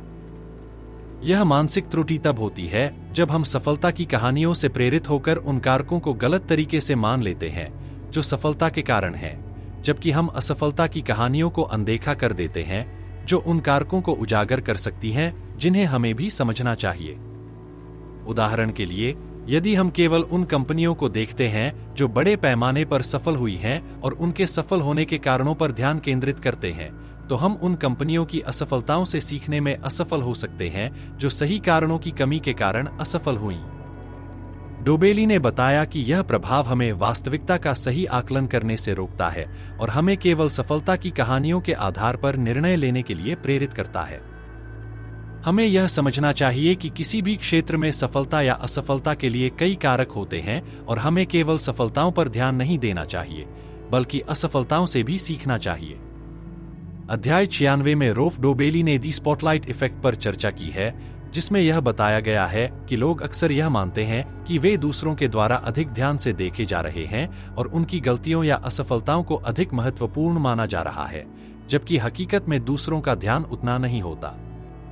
यह मानसिक त्रुटि तब होती है जब हम खुद को केंद्र में मानते हैं और सोचते हैं कि हमारी छोटी छोटी गलतियां और कमियां दूसरों के लिए बहुत महत्वपूर्ण हैं। उदाहरण के लिए, अगर किसी व्यक्ति ने सार्वजनिक रूप से एक छोटी सी गलती की है, तो वह यह सोच सकता है कि सभी लोग उसे देख रहे हैं और उसे जज कर रहे हैं, जबकि असल में दूसरों को उस घटना पर उतना ध्यान नहीं होता। डोबेली ने बताया कि यह प्रभाव हमें अनावश्यक रूप से तनाव और चिंता का सामना करने के लिए प्रेरित करता है। हमें यह समझना चाहिए कि लोग आमतौर पर अपनी ही समस्याओं और कार्यों में इतने व्यस्त होते हैं कि वे दूसरों की छोटी छोटी गलतियों पर ज्यादा ध्यान नहीं देते। अध्याय 97 में रोफ डोबेली ने दी फॉल्स कंसेंसस इफेक्ट पर चर्चा की है, जिसमें यह बताया गया है कि लोग यह मानने की प्रवृत्ति रखते हैं कि उनके विचार, विश्वास और निर्णय दूसरों के विचारों से मेल खाते हैं। यह मानसिक त्रुटि तब होती है जब हम अपनी राय और मान्यताओं को सामान्य मानते हैं और मानते हैं कि अन्य लोग भी वैसा ही सोचते हैं। उदाहरण के लिए, अगर कोई व्यक्ति एक विशेष राजनीतिक पार्टी का समर्थन करता है, तो वह यह मान सकता है कि उसके आसपास सभी लोग भी उसी पार्टी का समर्थन करते हैं, भले ही यह सच न हो। डोबेली ने बताया कि यह प्रभाव हमें समाज में अलग अलग विचारों और दृष्टिकोणों की विविधता को न पहचानने और अपनी सोच को अत्यधिक सामान्य मानने के लिए प्रेरित करता है। हमें यह समझना चाहिए कि हर व्यक्ति का अनुभव और दृष्टिकोण अलग होता है और यह जरूरी नहीं कि हमारी राय सभी लोगों की राय से मेल खाती हो। अध्याय 98 में रोफ डोबेली ने दी प्लानिंग फैलेसी पर चर्चा की है, जिसमें यह बताया गया है कि लोग अक्सर यह मानते हैं कि वे किसी कार्य को जल्दी और आसानी से पूरा कर लेंगे, जबकि वास्तविकता में यह अधिक समय और संसाधन लेता है। यह मानसिक त्रुटि तब होती है जब हम किसी परियोजना या कार्य की समय सीमा और लागत का आकलन करते समय अपनी क्षमताओं और परिस्थितियों को अत्यधिक आशावादी रूप से मानते हैं और संभावित बाधाओं या समस्याओं को नजरअंदाज कर देते हैं। उदाहरण के लिए, एक व्यक्ति जो घर का निर्माण करने जा रहा है, वह यह मान सकता है कि यह काम केवल 6 महीने में पूरा हो जाएगा, जबकि वास्तविकता में निर्माण कार्य में अधिक समय और पैसे की आवश्यकता होती है। डोबेली ने बताया कि यह प्रभाव हमें हमारे कार्यों को योजना बनाने और समय प्रबंधन में गलत तरीके से निर्णय लेने के लिए प्रेरित करता है। हमें यह समझना चाहिए कि भविष्य में आने वाली अनिश्चितताओं और अप्रत्याशित समस्याओं के लिए हम हमेशा एक अतिरिक्त समय और संसाधन का अनुमान लगाकर योजनाएं बनानी चाहिए। अध्याय 99 में रोफ डोबेली ने दी ऑस्ट्रिच इफेक्ट पर चर्चा की है, जिसमें यह बताया गया है कि लोग अपनी समस्याओं या चिंताओं का सामना करने से बचने के लिए उन्हें अनदेखा करने या नजरअंदाज करने की प्रवृत्ति रखते हैं। यह मानसिक त्रुटि तब होती है जब हम किसी कठिन या तनावपूर्ण स्थिति का सामना करने के बजाय इससे मुंह मोड़ लेते हैं और समस्या को नजरअंदाज करते हैं, जैसे कि मच्छरों की चपेट में आने से बचने के लिए हम अपनी आंखें बंद कर लेते हैं। उदाहरण के लिए, यदि किसी व्यक्ति को स्वास्थ्य संबंधी कोई समस्या हो, तो वह डॉक्टर से मिलने की बजाय अपनी स्थिति को अनदेखा कर सकता है, क्योंकि वह डरता है कि कहीं स्थिति और खराब न हो जाए। डोबेली ने बताया कि यह प्रभाव हमें समय पर सही निर्णय लेने से रोकता है और समस्याओं को बढ़ने देता है, जिससे बाद में अधिक गंभीर परिणाम हो सकते हैं। हमें यह समझना चाहिए कि समस्याओं का सामना करने से उन्हें और अधिक जटिल होने से पहले हल किया जा सकता है और हमें स्थिति से मुंह मोड़ने के बजाय उसका समाधान तलाशना चाहिए। अध्याय 100 में रोल्फ डोबेली ने द कॉन्ट्रास्ट इफेक्ट पर चर्चा की है, जिसमें यह बताया गया है कि लोग किसी चीज या व्यक्ति का मूल्यांकन करते समय उसके पहले से देखे गए या अनुभव किए गए उदाहरणों के साथ तुलना करते हैं, बजाय इसके कि वे उस चीज को स्वतंत्र रूप से देखें। यह मानसिक त्रुटि तब होती है जब किसी वस्तु, व्यक्ति या स्थिति को पहले देखी गई किसी अन्य चीज के संदर्भ में मूल्यांकित किया जाता है, जिससे उसकी वास्तविकता का आकलन प्रभावित होता है। उदाहरण के लिए, यदि किसी व्यक्ति ने एक शानदार होटल देखा है और फिर एक साधारण होटल में ठहरा, तो उसे उस साधारण होटल का अनुभव कम अच्छा लगेगा, भले ही वह होटल अपने मानकों के हिसाब से ठीक हो। डोबेली ने बताया कि यह प्रभाव हमारे निर्णयों को गलत दिशा में ले जा सकता है, क्योंकि हम वास्तविकताओं को संदर्भ के आधार पर गलत तरीके से आकलित करते हैं। हमें यह समझना चाहिए कि किसी वस्तु या स्थिति का मूल्यांकन करते समय हमें उसे स्वतंत्र रूप से और बिना किसी तुलना के देखना चाहिए, ताकि हम अधिक यथार्थवादी निर्णय ले सकें। इस पुस्तक the art of thinking clearly के माध्यम से हमने उन मानसिक त्रुटियों और विचार प्रक्रियाओं पर गहरी नजर डाली है जो हमारे निर्णयों को प्रभावित करती हैं। रोल्फ डोबेली ने हमें यह समझाया कि अपने मानसिक दोषों को पहचानने और उन्हें दूर करने के लिए हमें सचेत और आलोचनात्मक दृष्टिकोण अपनाने की जरूरत है। जब हम इन सिद्धांतों को समझते हैं और अपने जीवन में लागू करते हैं, तो हम अधिक तार्किक और समझदारी से निर्णय ले सकते हैं। इस पुस्तक में दी गई सिखावनियां हमें बेहतर सोचने और जीवन के जटिल फैसलों को सरल बनाने में मदद करती हैं। अगर आपको इस ऑडियो बुक की समरी पसंद आई हो, तो कृपया हमारे हिंदी ऑडियो बुक चैनल को सब्सक्राइब करें और ऐसे ही और किताबों की समरी सुनने के लिए जुड़े रहें। धन्यवाद।